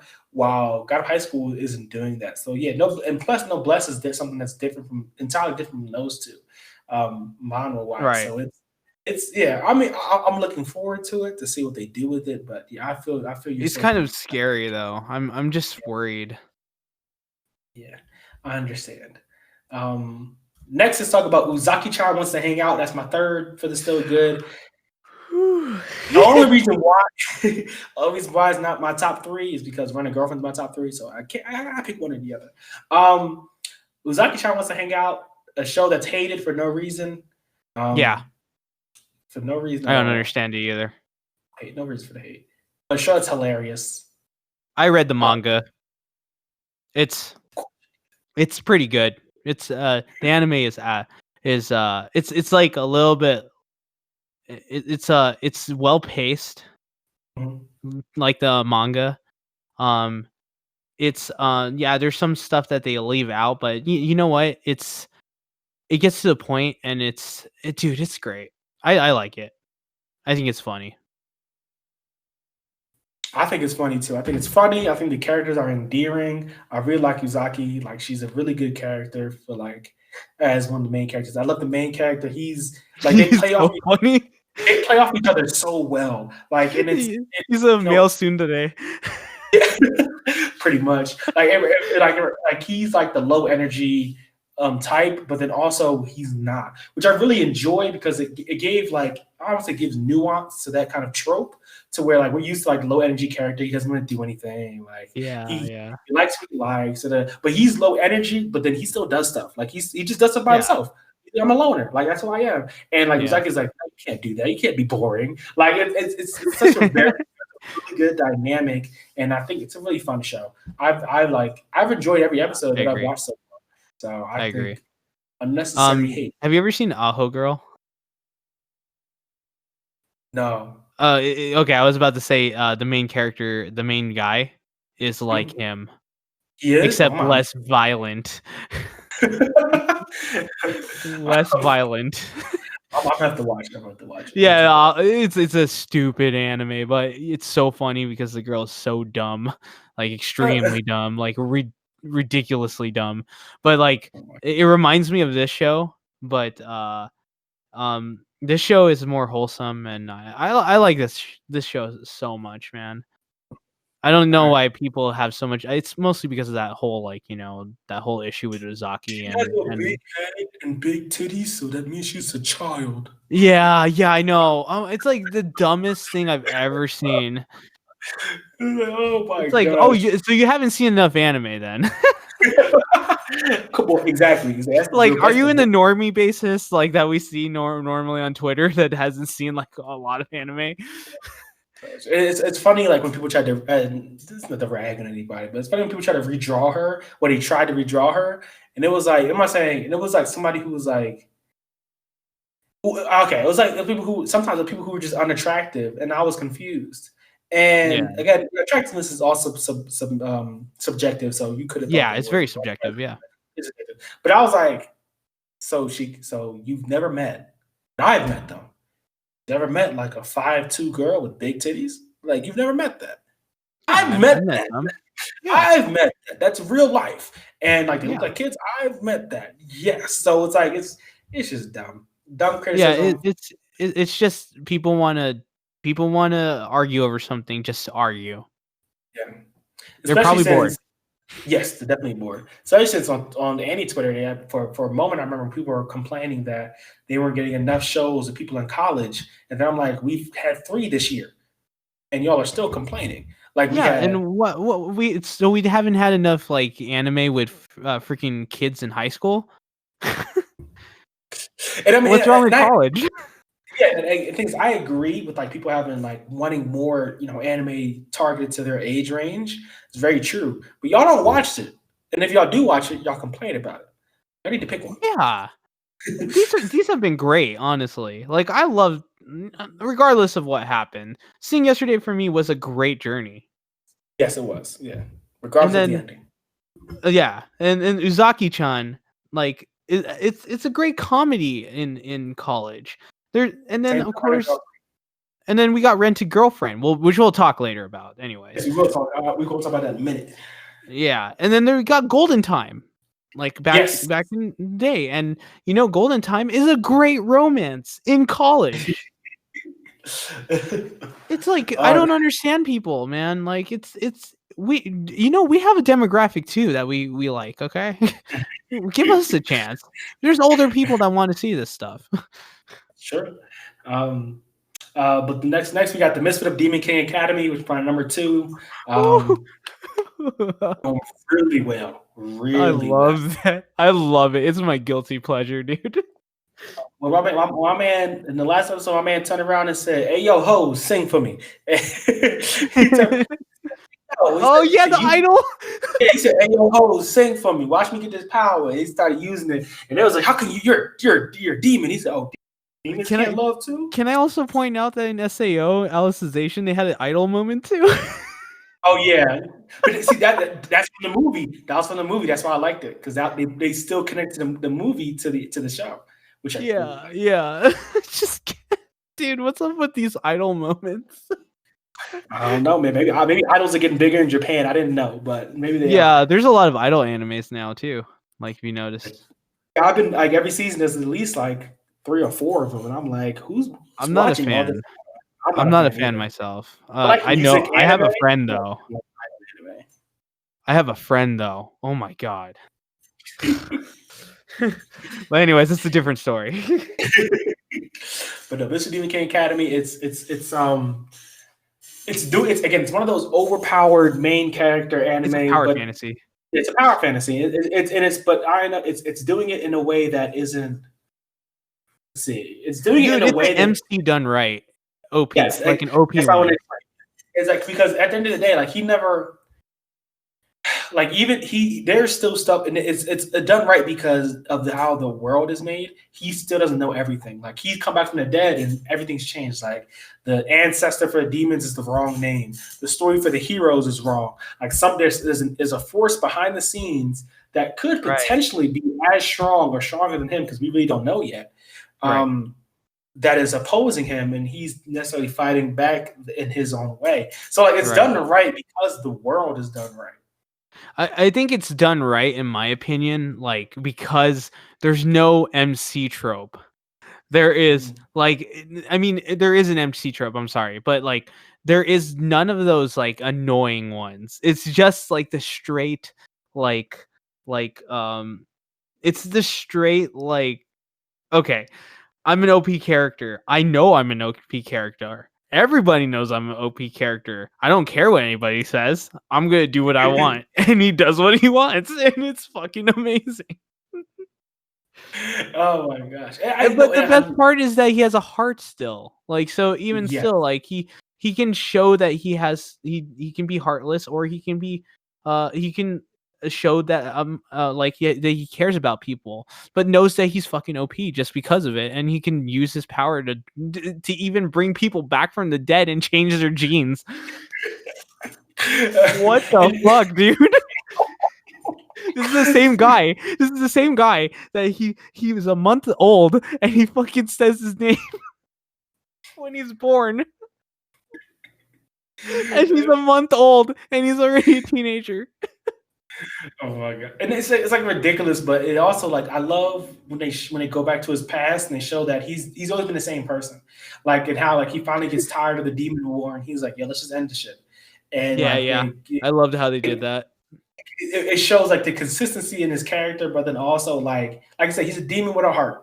Like, when you're like, oh, like in the last episode, they're like, you can't use our power. He's like, wait, demons can't love too? And yeah. And not only that, but he's like, I think I love the whole story arc between Canon and him. Like, because he, like, Canon even said, like, even though he's a hero and he's supposed to kill him, right, and all that, he wants to be reincarnated to be his friend in the end, because they have so much respect for each other as being, like, the ultimate powerhouses, that they didn't really hate each other in the end. You know, they just were put into, what's that called, that star-cross moment where one is in one side, the other is in another side, but they could be friends if they weren't, you know. Yeah, I think, and I love how, like, in talking about that, like, when he does kind of choose to give up the battle, you know, I know sees the war, he's like, yeah, like, Canon is like, well, why do you want to end it like they're at odds? And Anos is like, yo, demons got kids too. Tired. Yeah. Yeah. Well, I'm like, demons got families too. Like, we want to just live in, like, prosperity and, like, you know, ourselves too. Like, it's not like we're fighting you because we want to. We're fighting because we feel like we have to. Yeah, and I love his respect still, even, like, as like when he's reincarnated, like in when he goes to the hero city, like how he explains, like, with these Canon, like, they're the, like, what are they, like, the reincarnation of his heart. Yeah, basically. And basically he even says, like, you guys are nothing compared to that person that I consider respectful, you know, that I respect. He has so much respect for Canon that he doesn't believe that anybody is in that same category. Yeah. Mm-hmm. I love this show, man. It's a good show. I think it's over the top, definitely, but, you know, it's that over the top that I love. Yeah, like, it's not to the point to where it really pulls you out of that, like, you're still immersed. Or it's like too silly to the point where you're just like, yeah, I can't take this seriously, you know. It's not like that. My last though good, my number one is The Millionaire Detective. Yes, Dicey. Great show. Dicey, great show, dude. I'm homo for him, dude. Oh my God. I love both the main characters and their own quirks. Right. I love when you have really good characterization, and, like, Blxxk and the main character, like, they both have, like, their characterization is so well done. Like, he doesn't want to rely on his help, but at the end of the day, he's like, you know, I need you. Another guy's like, I need you too. It's like, they have great chemistry. It's like Uzaki and what's his name. It's the same thing. You know what? That's 100% true. And, like, that's the case with Uzaki, though, you know, because he's like, yo, let me spend my money, man. Yeah, but he's also Sakamoto, if you don't notice. Remember Sakamoto? Yeah.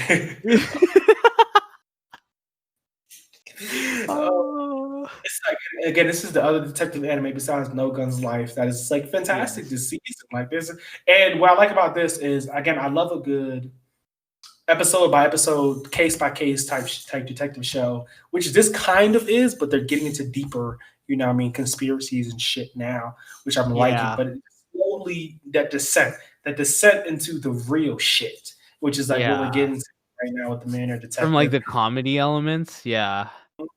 Like they keep up well-timed comedy. Best part of Midnight Detective. It never feels out of place, and it feels like it fits the situation. Like it's just really good, meditative. So did you like that first episode, by the way? I love the first episode. I loved it. I loved it. Best, like it's really good. I watched it in springtime when it was airing in springtime, and I was like, yo, this is one of the most surprising animes of that time. I think it would have been one of the top animes of that time if it wasn't overshadowed by all these other ones. This one and the next one I'm about to talk about, well, on my top 3 list, we get to that. That's I feel like those two would have went crazy if they had the chance within the spring season.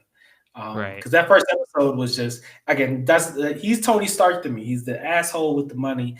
And Pade Ranman. Is that what you're talking about? Next one, yes, the next one. But Million Taylor, that's the asshole with the money who lets him fall into the river, like as he smiles down at him and puts his glasses back on. I'm like, wow. he's like, help me up, and he looks at him like, fuck, I look like bending down. I can't crease my suit. Like he's like, I look like, and he like just like moves out, and it's just it's just so good. And they're doing a good job of fleshing him past his money, which is really good too. So. Yeah. It's such a really good anime. I think more people need to check out for. But let's go. Time for the real shit. Top 3 of the season. Oh boy. Does your top 3 list look different than mine? Well, I have continuations in mine. So yeah, I mean for the top ones, a little bit. Yeah, I have a little bit different outlook. Okay, well, I'll do my number 3 first. My number 3 is Pare Ranman. This was going to be my anime of the season. Okay, in the spring before it got pushed. We haven't had a racing anime in who knows how fucking long. That's one thing. Well, a good one, I'd say that. And then 2, Pare is like Dr. Stone of cars, which is kind of. Yes, I was about to say that's Senku, dude. It's Senku. Senku of cars. I would love to see them go head to head in the automotive competition. Honestly, that's something I want to see. Yeah, I think Senku would come on top. I'll be honest. He probably would because he's from the modern times. Yeah, you know what I'm saying. Oh, you're right. Yeah. But if him and Pare got to like hang out for like a good year or 2 and like learn from each other. Yeah, he can figure it out. It'd be a competition. It'd be like that. It'd be a competition. It's a tournament arc. Pare Ranman is, it's 100% more than I thought it was going to be. I was expecting more of like a simple racing anime with, but I was expecting it to have like, comedy elements and it to not be as serious as it is when it came to the backstories of the characters. Like Kosume is an amazing character who is an amazing swordsman who we kind of like get glimpses into his backstory, and then we finally see him grow when we get to 3 episodes ago. And then we get what happened last episode or 2 weeks ago. I can't remember what it was. I think it was last episode. Where are you up to date on the Pare Ranman? No. I'm still catching up. Yeah. Ooh, okay. I know. There's just too much, man. But there's a good surprise. There's a really good surprise that comes out. I figured they kind of tell the audience. The audience kind of knows by the time the surprise comes, but it's like a big surprise for the characters, and it's just well done. It's just well done. So when you're watching it, you're like, I think I know what you're talking about. It's they show like hints of it in that episode is what you're saying, like to us as the viewers, but the characters don't know about it. Like if you're really paying attention, if your third eye is open, you know what's going on. Gotcha. That sounds interesting. Yes, I do want to see that. I always love like those moments where like, oh, I know what's going on. Oh, are they gonna figure it out? Yeah, I love those moments, dude. Yeah. And honestly, from my knowledge, because I think I might be absolutely behind, I'm not sure, but Pare Ranman does a really good job of playing for keeps, in which this anime is cemented. Like by that I mean it's real shit. Like they don't. It's not happy-go-lucky necessarily. Like these people are kind of in a way racing for their lives, and it kind of gets more deeper into that as you deeper into the show. I'm really loving everything Pare Ranman has to offer. And it's one of my favorite. Again, my number 3 for this season. Loving every part of it. What's your number 3? Number 3 is Decadence. That's your number 3. See, that's all. Yeah. This is different. That's all. This is different. It's number 3. Okay. Yeah. So Decadence. I guess we'll just roll into it because that's your number 1, right? Yeah. My number 1 for the season has not changed. My top 3 has not changed from mid-season. So if you listen to the mid-season episode, I'm gonna talk about the same shit. But yes, my number 1 is Decadence. I love it. Yo. It's surprising. Episode 1 to episode 2 is the most surprising shit I think I've ever seen. Well, no, in anime in a while. In a while, like I mean, besides Asher Lost in Space, it's the most surprising shit I've ever seen. Yeah, but you know what? Asher Lost in Space didn't get to that very surprising part until like closer to the end. Yeah, like mid to end. So yeah, okay. In the beginning, this is the first time I've ever watched an anime and been so fucking surprised within 2 episodes. I was like, yo, what the fuck? Like SAO surprise. Yeah, it's like I call it a reverse isekai. It's like a reverse isekai for the most part. That's what I think. Yeah. No, you know what? This show is just something else, man. Like I like how I think the one thing that makes it my 3rd, and it's still in my top. Like keep that in mind. It's still up there. There's just 2 others I put over it. But the reason why it's in my top is the fact that in this anime, you have the first episode is just pure world building. It's pure like they force you into learning about all the characters in this episode, right? And just to have the second episode come out and that's all thrown out.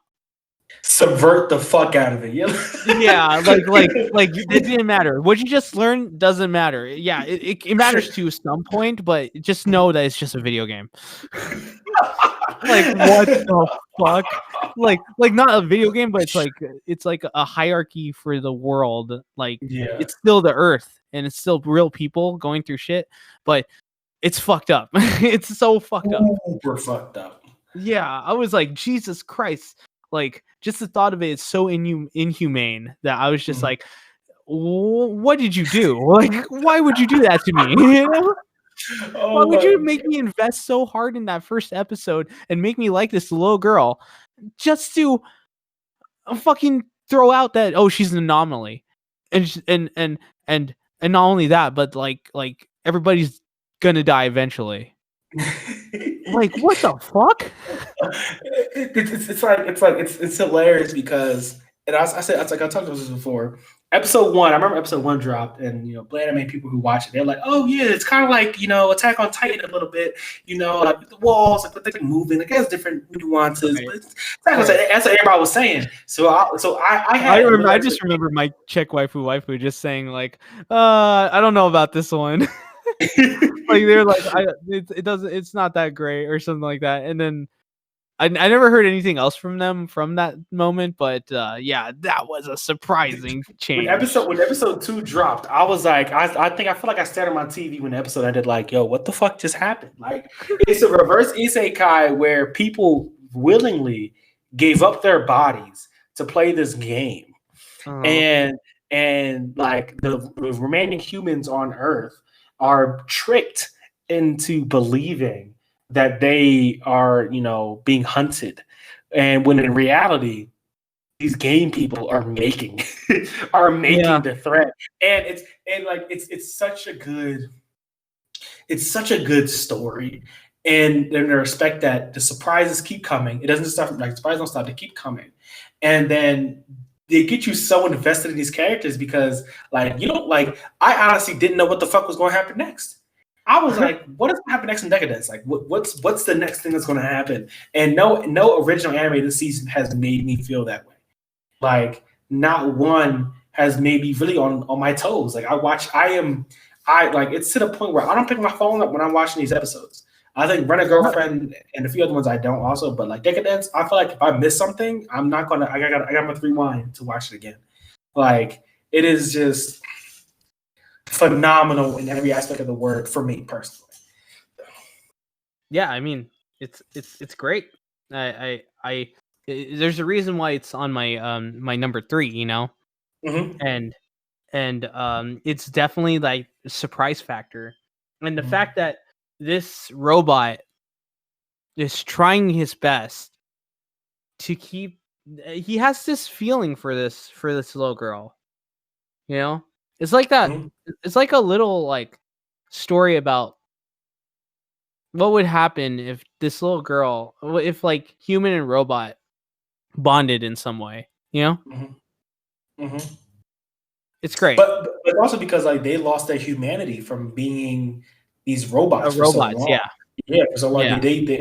They've lost the ability to, and because they touch on that when they say you take your limiter off and you feel real pain, because they don't feel real pain, as you know, because they turned away from being human. And it's just like it's like amazing to see him see like, yo, this isn't a bug. This is how humans should really be. This is how we should be able to make our own choices and mistakes. And it's again, these are an age-old story, but done in such a unique way that unexpected. Well, it is unexpected. Right. Because when I was reading the because they do a good job of reading the summary and not knowing what the fuck it's about. Yeah. You read the summary and you're thinking it's one thing, but then you actually watch it and you're like, yo, the summary fucking lied. Not what it was. You're right. A small comment. I love the title cards. Oh yeah. The title cards are so beautiful. It's like artwork. I've been looking for them because I want them for my my phone for like for our banner for our Twitter. Like I want to like be able to switch them. I want them so bad. They do it like Kingdom Hearts. You said what? They do it like Kingdom Hearts. Yes, and I love the key animation, like the key picture photos from Kingdom Hearts too. Actually, it's some of Pararamon, which is actually our banner on Twitter right now. If you go, you can see a Pararamon header. But I love they have the same key images things for the characters, which is like it's just really great art. Like it's really great art. It's really beautiful, and like it's really like it's surprising. I love it though. Sorry, that was a side note. No, you're good. You're good. Side note. But why did you say you put it number 3 though? There's just 2 other ones I like more. Oh, you just like them more. New. Yeah, just for like new animes. Understand, you just like them more. Okay. All right. So my number 2, my number 3 was a Pararamon. And we already know my number 1 is Decadence, but my number 2 is Rent a Girlfriend. Now, Rent a Girlfriend for me is still a surprise that I like it so much as I do. Because I thought in the beginning, I thought it was just going to be like a guilty pleasure, annoyance type show. And where it is now, I'm like, yo, like I'm really fucking with this. It's really, let's see, showing, how do I explain it? I think it's showing a very authentic, life for like a lot of boys or men in college. One, like it's very relatable to that aspect, but then it also kind of, it's really absurd in the beginning, but it winds down and becomes something that's more wholesome in a way, but then also, salacious. So it takes a lot of different routes, and it does a lot of good job with all of them. It's comedic. It's comedic, it's heartwarming, it's unexpected at times, which I didn't expect for it to be unexpected. So I feel like Rent a Girlfriend does a lot of things right, in my opinion. Okay. I know some people disagree with me, but I love it. And best girl is what's her name? The main. Be careful with that one. Oh, Careful with that one, man. they got a lot of. I mean, the girl that's dating him now was a Ruki. What's her name? Ruka, and the other girl. Those are my 2 favorites right now. Those are my 2 favorite girls. Sumi is great. I just saw the new episode today. I haven't watched it yet. So, but you read the manga, but I haven't watched it yet. Yes, I have. So I don't know how I feel about Sumi yet. But Sumi is amazing. I'll just say that. Ruka she's like Kumi. She's like Komi from Komi-san Can't Communicate. She's like Komi. It's great. She does that whole thing with her phone where she just talks. She when she can't speak to you, she shows you a text. Yeah, she shows you like what she's saying and what she's feeling. Dude, she's so shy that it's so cute. It's Oh my gosh. yeah, she's she's probably the cutest one out of all of them. Okay. So, Rent a Girlfriend is not on my tops. That's fine. That's fine. Here's the thing though. My podcast hosts, my co-hosts don't like the show at all. Like especially Sai. He completely he dropped it like crazy. I remember when he was talking about that in the Discord. He was so mad at it. Yeah, he did not like it at all. Eddie gave it a chance. He was indifferent about it. He was just like, "Oh, yeah, okay." Rin was like, she just like, it's like I don't think she gave it a chance. Me, I read the manga. I suffered through the manga. I suffered for a while, and like I said, the masochist I am caught up with the whole entire manga. Like I'm at the latest chapter and everything. It gets better. It gets way better.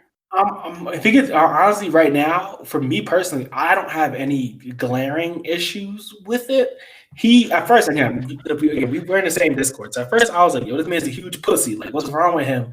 And like, but honestly, even right now, he's already kind of grown to the point where he actually. Oh, he's getting better. That's like he's getting better. Like he's growing. Like I think of it like he's a freshman in college who's an idiot who's in love. And then, like who he thought was the love of his life, broke up with him, and then he's a character, right? Like Kazuya is a character that really represents what a guy that's completely fallen in love for the first time, that had a girlfriend for the first time, that doesn't know what to do right after losing that girl. Yeah, like he's doing exactly what a guy would do if he's really like brokenhearted and really loved that girl, you know, or just never had experience and ever. It's true. He acts that way, and that's the truth about it. This anime does show that ugly side of a guy, that's like that, and I do agree. Oh, go ahead. Oh no, I was gonna say, but like the reason why I like like his growth is because like the last episode before the one that came out this week, I believe, he says on the balcony, he's like, I don't really know if I like her anymore. It is like him like finally kind of like voicing his feelings on the issue. Yeah, Mommy Chan. He's like, I'm not sure if I like her anymore. I mean, of course we don't know until she comes back into the picture, but he's like, you haven't talked to her in a while, and oh boy. And like and him, but the idea that he doesn't understand his own feelings, and it's something that's like shown throughout the show, which is something I really like. So, I mean, like, so that's the thing. Like, the thing is, Kazuya, he's one of my problems with this show. It's not Mami-chan. It's not Mami-chan, which is funny because you would think that Mami-chan would be the one because everybody hates Mami-chan. All the homies hate Mami-chan. You saw those comments? I see those comments all the time. Yeah, all the homies hate Mami-chan. But like for me, Mami-chan is not the problem. Mami-chan is exactly what a character like that should be, and it makes sense because there's jealous girls out there and all that. I think she's just accurate.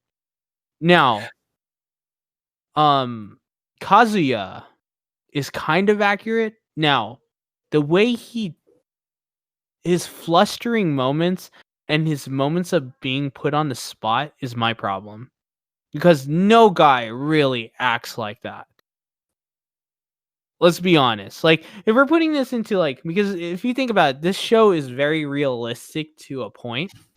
And if it points its way out there, right, as being that realistic point, like that's how it advertises itself, you know. Yeah. More than a comedy, it's more of that, and that's the thing. Like, when I see Kazuya and he gets flustered and he does these stupid things that, like, I don't think even like guys that are simping over a girl would even do.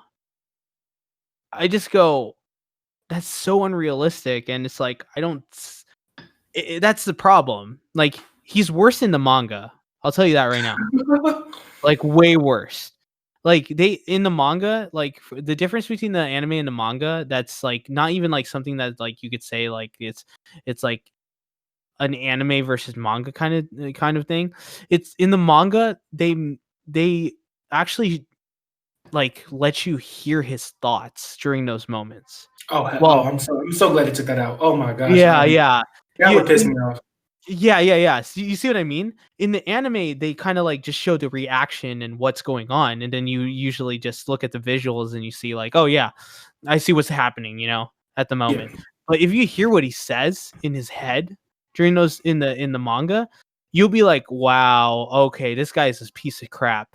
He's scum, Yeah. See, so from seeing it from that point of view, I can definitely understand because the reason why I like it so much isn't because at the end of the day it's still anime and he still acts like an anime boy.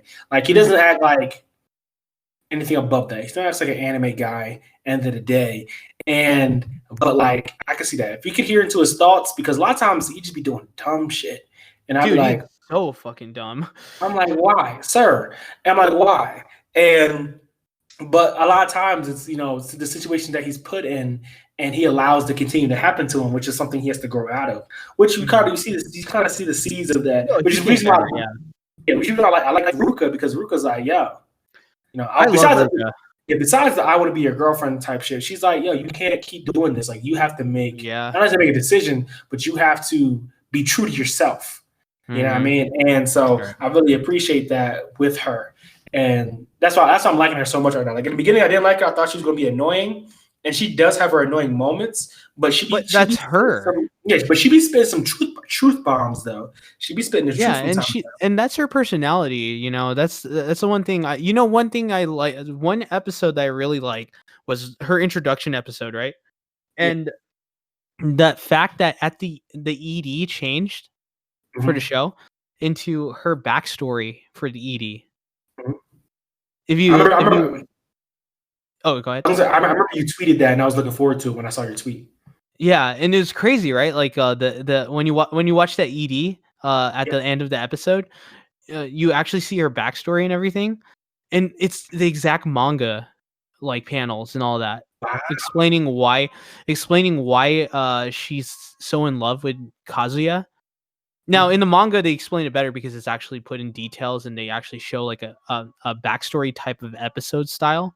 But they did it in the ED, which was kind of artistic because they show her and the fact that Kazuya was the first, he's the first guy in her eyes that ever made her her heart bump that high in BPM. Yeah, because she has like a some kind of heart condition. Some kind of condition where her heart does not beat fast. Which again, when I saw your tweet and then I watched the episode, I was like, "Yo, he's fucking right. Like, this is really good." Like, you're right. It's like artistic. Like, I really love those small like I said before. Like when anime adds those small artistic takes, it's like it really adds an element to not only the episode but the show as a whole.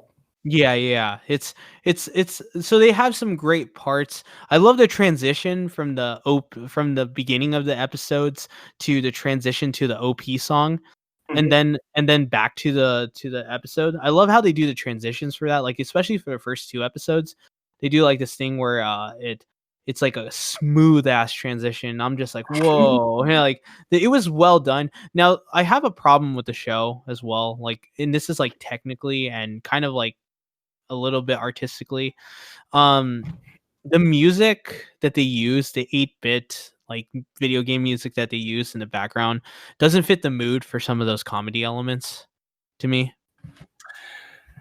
Yeah, at times I will say it can be improper. Yeah. And then the other times it's just also some of the comedy is not that funny. Yeah, some of it's forced. It's very That's exactly what I was thinking. It's kind of forced sometimes, but I don't think that's what makes the show. It's not mainly a comedy, and I think like my co-host Sai, he thinks that it's a comedy, and I'm like, I don't look at it as a comedy. No, I see it as it's definitely more of romance than anything else. It's not like the comedy, the slice comedy, of life too. It's like a slice of life romance because the comedy doesn't. I've never when I watched it, I never felt like the comedy comes purposefully. If you get what I mean. Mm-hmm. I mean, it's more so as a sense that he's an awkward guy, and he doesn't know how to react to these situations because he has no experience. So they end up being comedic when in reality, if he was just like a guy with more experience, it wouldn't happen. So like, I don't laugh most of the time during the episodes for the most part. I don't. I'm just interested in how I smile or chuckle. That's it. Yeah, like I'm interested in how he reacts to the situations that he's put in. And how how he deals with his internal, relationship struggles. Not even that, the women around him, because we even get the end of the last episode where, well, not the new one, but the one before that, where his friend asks, I forget her name. What's the name? The one that lives next to him. What's her name? Chizuru. Chizuru, yeah, Chizuru. His friend asked her, she's like, "Can you fall in love with a client?" And she hides it. She's like, "Maybe." Okay. Yeah, she has that moment. She's like, "Maybe." I don't know. I guess. And but it's it's innocent, but it gives us enough hints where she herself is confused on her own feelings, just like the main character is. So I love those elements because it's not like a comedy; it's more so romance, slice of life, to where these two individuals don't understand their feelings type thing. So right. So but again, that's why I have my top 3 for this season, because it's either this or Uzaki. I'm just saying, but I mean, or the Millionaire Detective, 1 or 2. But that's right. But yeah. So what's your number 2? My number 2 would be Millionaire Detective. Okay. So what's your number 1? I would probably say the Great Pretender. Great Pretender. Okay, if we're at that, then yeah, Great Pretender. It'd probably go Great Pretender, Decadence, then the Panorama. But because Great Pretenders is an amazing series. So yes, the heist show of the season. Yeah, it's incredible. I love a good heist show done right, and they did it right. Yeah, they did it right. That's still amazing to my eyes, and it came out this season, and it's not finished yet. Yeah, that's true. No, it's still part 2. And I'll say this: even if there wasn't a part 2, it still ended really well. Yes, yeah. It's one of those animes that you just have to watch to believe what you did. What you did watch, And I have to say, this is one of the few times I think. Not one of the few times I watched it all the time, but I watched it all in all dub. The dub to me was superior than the sub. Really? I never seen the dub. Okay. The dub, especially when it gets to the French part. It's just so much more well done in the dub. Oh wow, that's kind of like with me with Blxxk Mongolian Chop Squad. I like the dub better than the sub. There's only very few anime where I feel that way, but this is one of them where I watched one episode subbed, and I watched the rest dubbed. Oh wow! And I watch it to compare, because when I do my reviews, I always make a comment on it. And I already watched it mostly dubbed. When I watched the sub, I was like, it's not the same. I got you. Especially it's like when he make remarks in English, it doesn't feel the same in it's produced when you hear him in English. Because in the sub, he talks English for a little bit, then he just goes back to everything being Japanese. But when they do it in the dub, it's all English. So when they make the jokes, it hits because you're listening to it. But yeah, the dub is definitely superior. It hits different. It's different. We're shy over 2 hours. I always try to keep it under, but there was a lot to talk about, and I was really enjoying the conversation. So yeah, we are. So my top 3 is Decadence, Run a Girlfriend, and Pari Raman. Those are the 3 I think you should really take your time out to watch this season. And your top 3, Mark? My top 3 is damn it. Is crap, it's hard to because there's so many animes this season. So it would be I know Decadence was second. The Great Pretender. I think you said Great Pretender's 1. Decadence was 3rd. No, yeah, Decadence was 3rd. Sorry. And then Millionaire Detective 2nd. Yeah, sorry. That's right. Yeah. So all there's all really like actually all anime I talked about today. I think is definitely something you should watch out, check out for. Except for God of High School. But if you want to know my true top 3 though, like including continuations, ReZero's top. And Order Guide is second. That's so unfair. Like exactly. See, once you add the continuations, they take the whole top 3. God damn it. Yeah, I know. They can take all the top 3.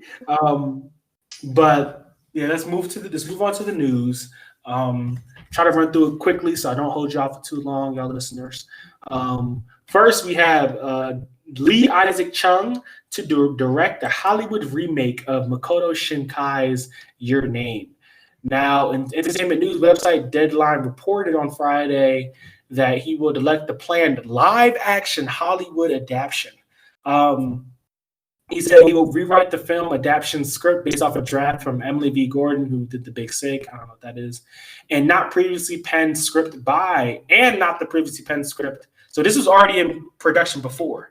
They had an old script that was written by Eric Heiserer, who wrote Arrival and Bird Box. And Deadline describes the adaptation story. 2 teenagers discover they are magically and intermittently swapping bodies. When a disaster threatens to upend their lives, they must journey to meet and save their worlds. Which already does not sound like Your Name, but it's okay. Already does not sound like Your Name. Like I'm already disappointed. So apparently in February of 2019, it was originally supposed to be Marc Webb, who did The Amazing Spider-Man and 500 Days of Summer. He was originally supposed to be the director of it, which would have been also fucking horrendous. So again, this is so far is not sounding good to me. So Paramount Pictures and J.J. Abrams' Bad Robot Productions is producing the new film. Wow. Yeah. It said J.J. Abrams and Lindsay Weber from Bad Robot, well, J.J. Abrams are credited as producers, along as Genki Karamura, the original film's producer. They said, so Hasser earlier, I'm saying his last name wrong, but whatever, stated that the Japanese rights holders requested a westernized take on the source material. They stated if they wanted a Japanese live action, they would just do it themselves, he said. But they wanted to see it through the lens of a Western viewpoint. So that means it's going to be trash. But it's okay. First of all, the fucking story summary doesn't even sound like the original shit. It's going to be trash. Like they're going to make the meteor hit them both now or some shit or whatever. I know. Something like that. Or watch. Because it's all about the romance between the both of those people. And they're going to fucking upend that and make it whatever they want to. And I'm just ugh. Yeah. I agree. Anyway, next we have Crunchyroll streams Burn the Witch on October 1st. It says the distributed theatrical anime based on Tai Kubo's One Shot, which was serialized on October 1st. Even though he did announce a season 2, so we could definitely see more of this coming sooner or later. So if you haven't heard about it, this is the description for it. Historically, 72% of all the deaths in London are related to dragons, fantastical beings invisible to the majority of the people. While unknown to most people, some people have been standing up to these dragons. Only inhabitants of reverse London who live in the hidden reverse side of London can see the dragons. Even then, only a selected few become qualified enough as witches or wizards to make direct contact with them. The protagonists of the story are witch duo Noel Nihashi and Nini Spankole. That's a crazy name. They're protection agents for Wingbind, an organization for dragon conservation and management. The mission is to protect and manage the dragons within London on behalf of the people. So this is a movie. It will be screened in Japan on October 2nd for 2 weeks. It says the anime will also stream on Amazon Prime Video, and the anime will be reorganized into 3 episodes for the streaming version. Studio Colorado and Team Yamahitsuchi are producing the mid-length theatrical anime, which is pretty good. That's pretty cool because Studio Colorado they're pretty good. So we should. So we should. This should. I have high hopes for it. It is connected to Bleach in some way, somehow, somehow. Really? Kubo, he says connected to Bleach. What So- is it? A universe? Is it the Kubo universe? I guess the Kubo verse. You know what I mean? The Kubo verse has Because I don't see anything Bleach related in this besides just the art. It's like the other side of it's the other side of the spirit world, apparently. So I don't get it. I hope we get some callbacks to Bleach. That's kind of interesting, but whatever. Yeah, it looks like Bleach in some ways. It's still Kubo. It's still Kubo at the end of the day. So yeah. Next we have Akira Films 4K remaster gets IMAX screening in US on September 24th. I better make this VOD or put it straight to Amazon because I am not going to theaters. That's not happening. 4K, next year, wow. 4K is going to be beautiful. Yeah, So I see it. Next, we have Jump Force Games trailer previews Miriam from Hunter x Hunter. Also, Jump Force added Hihei from Yu Yu Hakusho. So they really want people to go back to Jump Force. Not happening. Yeah. Character Pass 2 launches in 2021. Okay, actually no. Character Pass 2 launches for PS4, Xbox One, and PC this fall. It launches in Switch in 2021. That's probably when Hihei and Miriam will be on the game. Why? They just need to give it up at this point. Next, they have Demon Slayer Films theater goers in Japan. They get a manga volume as a bonus. Oh, lucky fucks. Right? Like, to live in Japan. They would get Rengoku Volume 0 manga, which will tell the story of Rengoku's first mission, which is really cool because that's like, it's fucked up. I hate it. Fucked up. Next, we have Crunchyroll adds Case Closed Anime's first season to their catalog. I know if Evan ever listens to this. Favorite anime. So. Wait, why are they calling it Case Closed? It's Detective Conan. Case, whatever. You knew what I was talking about. That's the most Americanized fucking title that they ever made. Case closed. No. Stick to the Japanese title. Next, we have this is an anime that Marc he been talking about for a long time.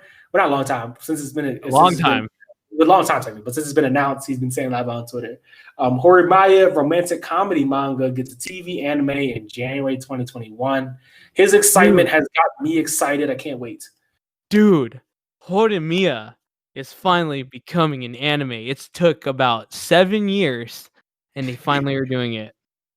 Dude, this is one of the... If you guys don't know, please give it a chance. Read the manga. It's so beautiful. It's exactly, yes, it's a romance high school anime comedy. The comedy is top notch, by the way. It's top notch. It's super funny. Like, it's like that. Their comedy is very slapstick. So it's like that moment where, like, if something happens, the main character just makes a witty comment, and then everybody just goes with that witty comment, and then they make a whole scenario, kind of like a long joke out of it. And then somebody that's outside of the context of the joke comes in and they go, "What are you guys talking about?" And they're like, nothing. It's like that kind of comedy. It's that kind of comedy. And the main two, the main MC and the girl, it's basically Hori and Miyamura. They fall in love. It starts out like it starts out as like one of those comedies where basically they don't like each other or like they don't know each other very well, and then they get together and you actually grow with them in their relationship. Interesting. I like that. I mean, it's very no, we don't always often get like a true relationship. So yeah, we never see a relationship like actually happen. We just usually see like, they get a kiss, or they you know, or they like they finally confess, and that's it. Yeah. Well, I'm glad we're finally getting something, and your excitement got me excited, so I can't wait for it to come out. Dude, I love it. And keep it up whenever I can.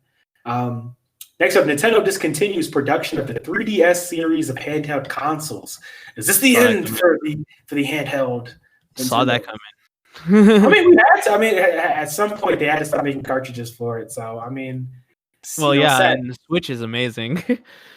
I can't wait. Hey, they're supposed to come out with a new Switch next year that's going to be 4K and bigger. Yeah, Switch Pro. Yeah, so that's what I've been hearing. So I'm hoping it comes out because I'm going to buy it. Next, we have SIE's Jim Ryan. 99% of PS4 games will be backwards compatible with PS5. You know, I just find this fucking funny because every Sony head was talking about who cares about backwards compatible games? Like, why get an Xbox if you can play backwards compatible games? They was talking all that shit, talking about no one cares about backwards compatible games. Who cares about that? But apparently somebody cares because they wouldn't have did this unless somebody fucking cared. Or they saw that people at Microsoft was getting enough buzz about it. So fuck you. That's all I gotta say. There's actually something else I want to. Actually, I'll talk about it. Actually, I'll talk about it a little bit later about Sony. Also, Act Age manga writer Tatsuya Masuki has formally been indicted for a second indecent act. God. So that man, he going to jail. He's done. He's done for it. That's so sad, dude. That's such a good manga. It's a really good manga. I've heard nothing but great things about it, but now there's no reason to read it because it'll never end. Well, I mean, it'll never get ending. Let's say that. Yeah. It goes to the sad graveyard because of all the mangas that will never be finished, like Kaze no Stigma. Oh, never be finished. Goes to the that's so sad. I feel bad for the people who read it. Because now you know what? That's his fucking choice. He did it. Yeah, he ruined it for everybody. He made a great series and he had a great future. He ruined it for himself. So 100%. So we shouldn't feel bad. Nobody should feel bad. If anything, they should just feel upset about a guy that he could had potential and nobody. Yeah, I feel you. Next, we have new Shaman King anime teaser came out this week. So if you haven't seen it, you can go to YouTube and go check it out and look at it. Also, the original Shaman King anime director comments on the anime original material that was in the show. Ooh. So the director of the original 2001 Shaman King television anime recently commented on his involvement in the series. After the new television anime promotional video, the PV, was released. Although he is not involved in new anime, he tweeted that he is looking forward to new anime because he can see the progress of digital technologies, even as it captures the feel of the original anime. In a later tweet, he went on to say, with the series getting a new anime 20 years later, I think it would have been really cool for a veteran director to take up the helm again. That said, I think it's absolutely great how the staff is new and how the voice cast and sound team are linked to the previous anime. It seems that this anime will adapt the entire manga, so I'm looking forward to seeing the new Shaman King through director Furata's hand. And he commented a little on his own experiences with the original villain, that the anime original material in the latter half of the show wasn't something he did on his own accord, but it was a request from Shueisha. He also mentions that it was a similar case for the 2003 Fullmetal Alchemist anime that he also directed, emphasizing that he wasn't simply changing the story to suit his own whims. So if you want to blame anybody for those two not being successful, blame Shueisha. It wasn't the director. He didn't want to do it, but they made him. I don't think, a lot of people give hate to Fullmetal Alchemist, like in the first one.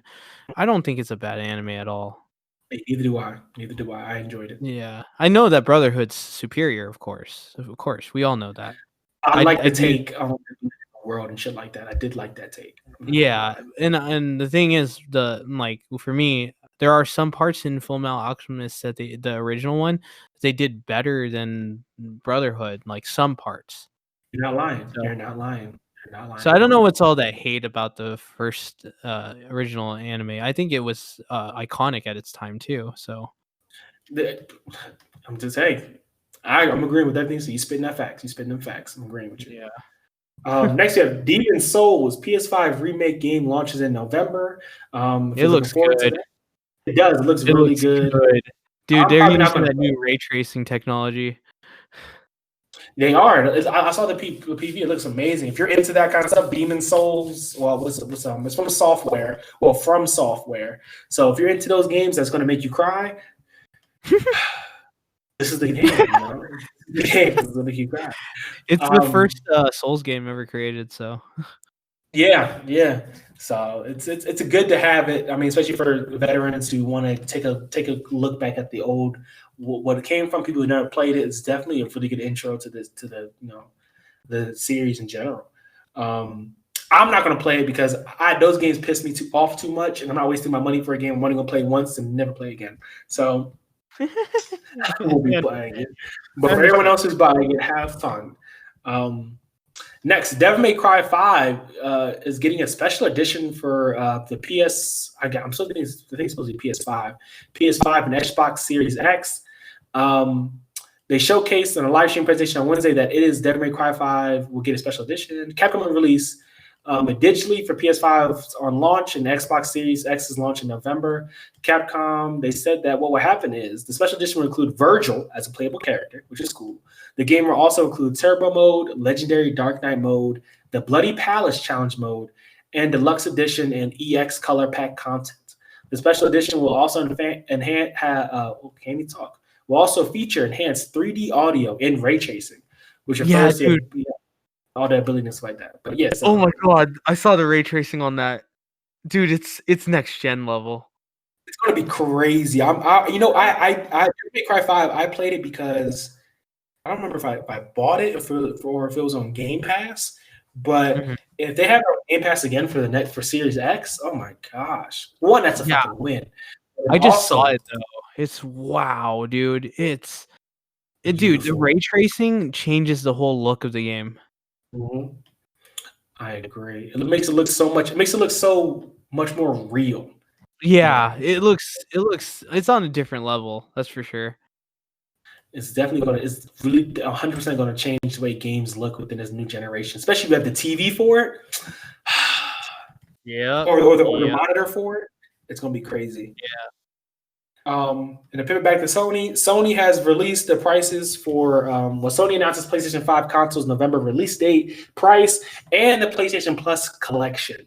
So the price for the the digital edition, which has no disc slot, will retail for $400 US, and for the one with the disc slot, it will. I can't even talk. My gosh, that's like a hard word to say. Disc slot. It will go for $500 or $499.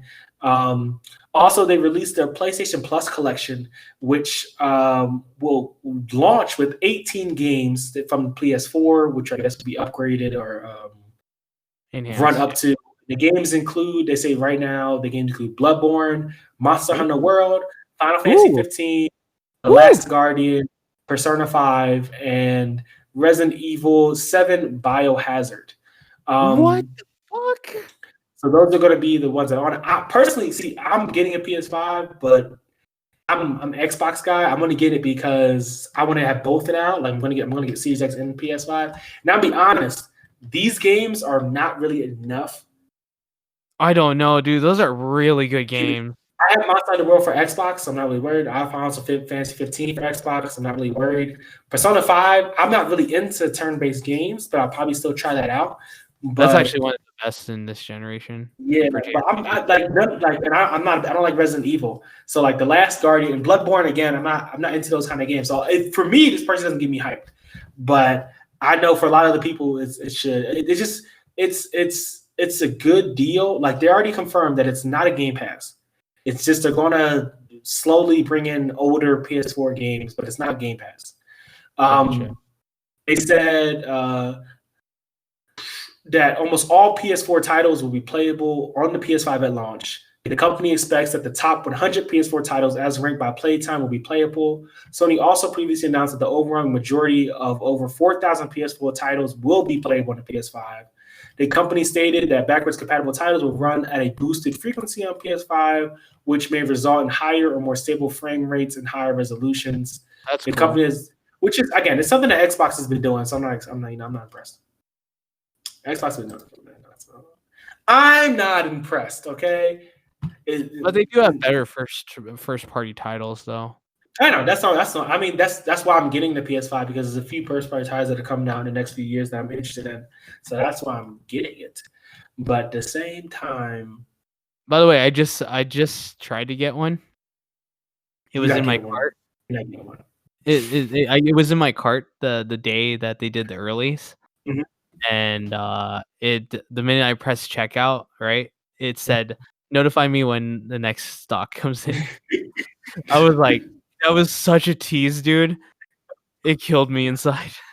You're not getting that. You know, you're not. I'm not getting mine until February, so I'm good. But you're Okay. not getting it. Next, you have Square Enix announces Final Fantasy 16 game for PS5 and PC. I cannot find the article for it, but if remember, it is a limited exclusive. So if you are getting an Xbox or time, thank you. If you are getting an Xbox, something like that, it will go over to Xbox within about probably 6 to 9 months. So And PC. Well, no, PC. I think it launches on PC. No, they changed that. They did? Okay. It's exclusive for PS5 for the first year, I believe. First year? Okay, yeah. So yeah. Dude, I saw the trailer for it. Wow. That's true next gen. I don't think any other game I've seen so far and any other like series looks as good as that game right now. I didn't watch it. I didn't see the PlayStation showcase. Dude, so if you look at that game, it's on another level. It's actually true next gen graphics. Like even more than Horizon. Well, I haven't seen the Horizon one either, so I can't really talk. Oh, okay. Even more than Miles Morales, even. You think so? More than. Yeah, way more. Way more. I got my gripes about that. I still hate that Spider-Man's first part. That's so anti-consumer. That's anti-consumer. Yeah, but you saw the trailer for that at least, right? Yeah, of course. Yeah. Okay. Imagine that with more textures and more tessellation and a large summon that takes up like half of the screen. Like, imagine that quality. Like the textures are extremely realistic, hyper realistic. Yeah, I'm gonna have to watch it. Yeah. That's Final Fantasy 16. Yeah, it's truly a next gen. It's better than even Horizon, and Horizon looks better than Miles Morales as well. But that's because it's Horizon. I have to check it out, man. So Miles Morales is good though to me, so I'm gonna have to go check it out. Okay. Yeah, Horizon looks better than Miles Morales, like because it's greenery. Yeah. There's also that like it all depends on like the world that they're in because Final Fantasy and Horizon definitely they always go to different types of worlds and textures and all stuff like that. So yeah, it's on another level, dude. I was like, damn, this is truly next gen right here. Next we have Nintendo confirms a Super Mario Bros. Film 2022 opening. So we're getting another Super Mario Bros. Movie. It's going to be with Illumination and Nintendo. It said production is moving ahead slowly. I'm trying to think if there's anything else. It said the film is in priority development right now. So I'm interested in what the story is going to be and all that in a bag of chips. Next, we have Hiro Mishima's Eden Zero manga is getting a game by Konami. I'm guessing it's going to be a phone game because it's always a fucking phone game. But that's probably what we're going to be getting with that. Next, we have Type Kubo to draw Burn the Witches Season 2 sequel manga. Everybody thought it was going to be one, but he's coming back with another one. So we shall see what that is going to show us with. Deadline Entertainment website lists a Hollywood Gantz adaptation. So again, a live action Gantz. So not excited. Not excited. They just always pick the fucking worst anime. But I mean, Gantz could maybe be done. I just don't see it happening. Gantz is all right. Next we get Banana Fish director Hiroki Utsumi, anime studio Bones announces a new original TV anime project. So we really like the direction for Banana Fish. This could be just as good or better. It's a good story. I mean, it's still a good story, like in the premise. So like I do want to see an original that they make. Yeah, so I'm looking forward to it. Plus Bones has been doing a damn thing. So yeah. Forward to what they come up with. Last thing, you have Dark Horse warns of possible release delays due to the Oregon wildfires, because the whole west side of America is burning in fire and in hell. So if you're ordering some comics from there or manga, you're gonna have to wait. Just gonna have to wait. The last news we have is Dragon Quest of Die Cross Blade manga launches on October 1st. So if you have any Dragon Quest fans listening and you wanted to, read something, guess what? You got some Dragon Cross manga to read. And that is all the news for today. Let's move on to the greatest segment in anime history, anime podcast history. Last words. What are your last words for today, my man? Last words. If anything, like this season is not the end. No, like next season is just as much anime. Like if you think that there's too much anime to watch this season, there's too much anime to watch next season, because I just took a glimpse at it and oh boy, there's too much. But if anything, if I were to say one anime that you should look out for next season, especially outside of Haikyuu and all the other ones that they're doing, like Higurashi and all that, one that I would really look out for is The Day I Became a God. That is made by the guy who made Clannad, Angel Beats, what was it? All those animes like in that category. Yeah, Canon, freaking you know. All the animes are in that quality, So yeah, keep that in mind. All right, I feel that. It's gonna last words. For me, I want to say, seasonal wise, we had a lot of good anime this year. Way COVID, way too many good. COVID. Only season that COVID really, really messed up was spring, but winter anime and summer anime has been, phenomenal. And I just want, I'll say this. I always say this. I don't always say. I say it from time to time. Expand your horizons. Try new anime. The seasonal schedule is for you to try new things. Don't stay comfortable. Being uncomfortable, you never know what you're gonna love. And that's a lesson for life too. Being uncomfortable is not a bad thing for the most part. Take a risk. Take a risk, yeah. And then try an anime you thought you would never fucking like, and you may end up loving it. But yeah, those are my last words. So thank you, Marc, for coming on. I love having you on the pod, man. I love having you on here. Thank you for having me. No problem. I can't wait till we do it again. Yep. But peace out, y'all. Later. Yeah. Craig.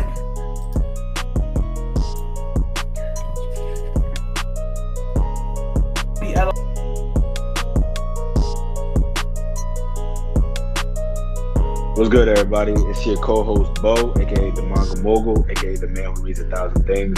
I'm just here to thank you guys for listening to this episode of the Black Anime Podcast. If you want to join in discussion with myself and the other co-hosts, connect with us on Twitter and Instagram at Blxxk Anime. Again, that's at Blxxk Anime. I also wanted to remind you guys to check out our Patreon. The link will be in our description below. Depending on the tier that you guys subscribe to, you guys will gain access to exclusive podcasts with our monthly guests, link to join our Discord server with other listeners and us as the Black Anime host, and you also guys get discounts on future Black Anime merch. So it's a pretty cool deal. Again, thank you guys for listening to the episode, and don't forget to look out for our next episode.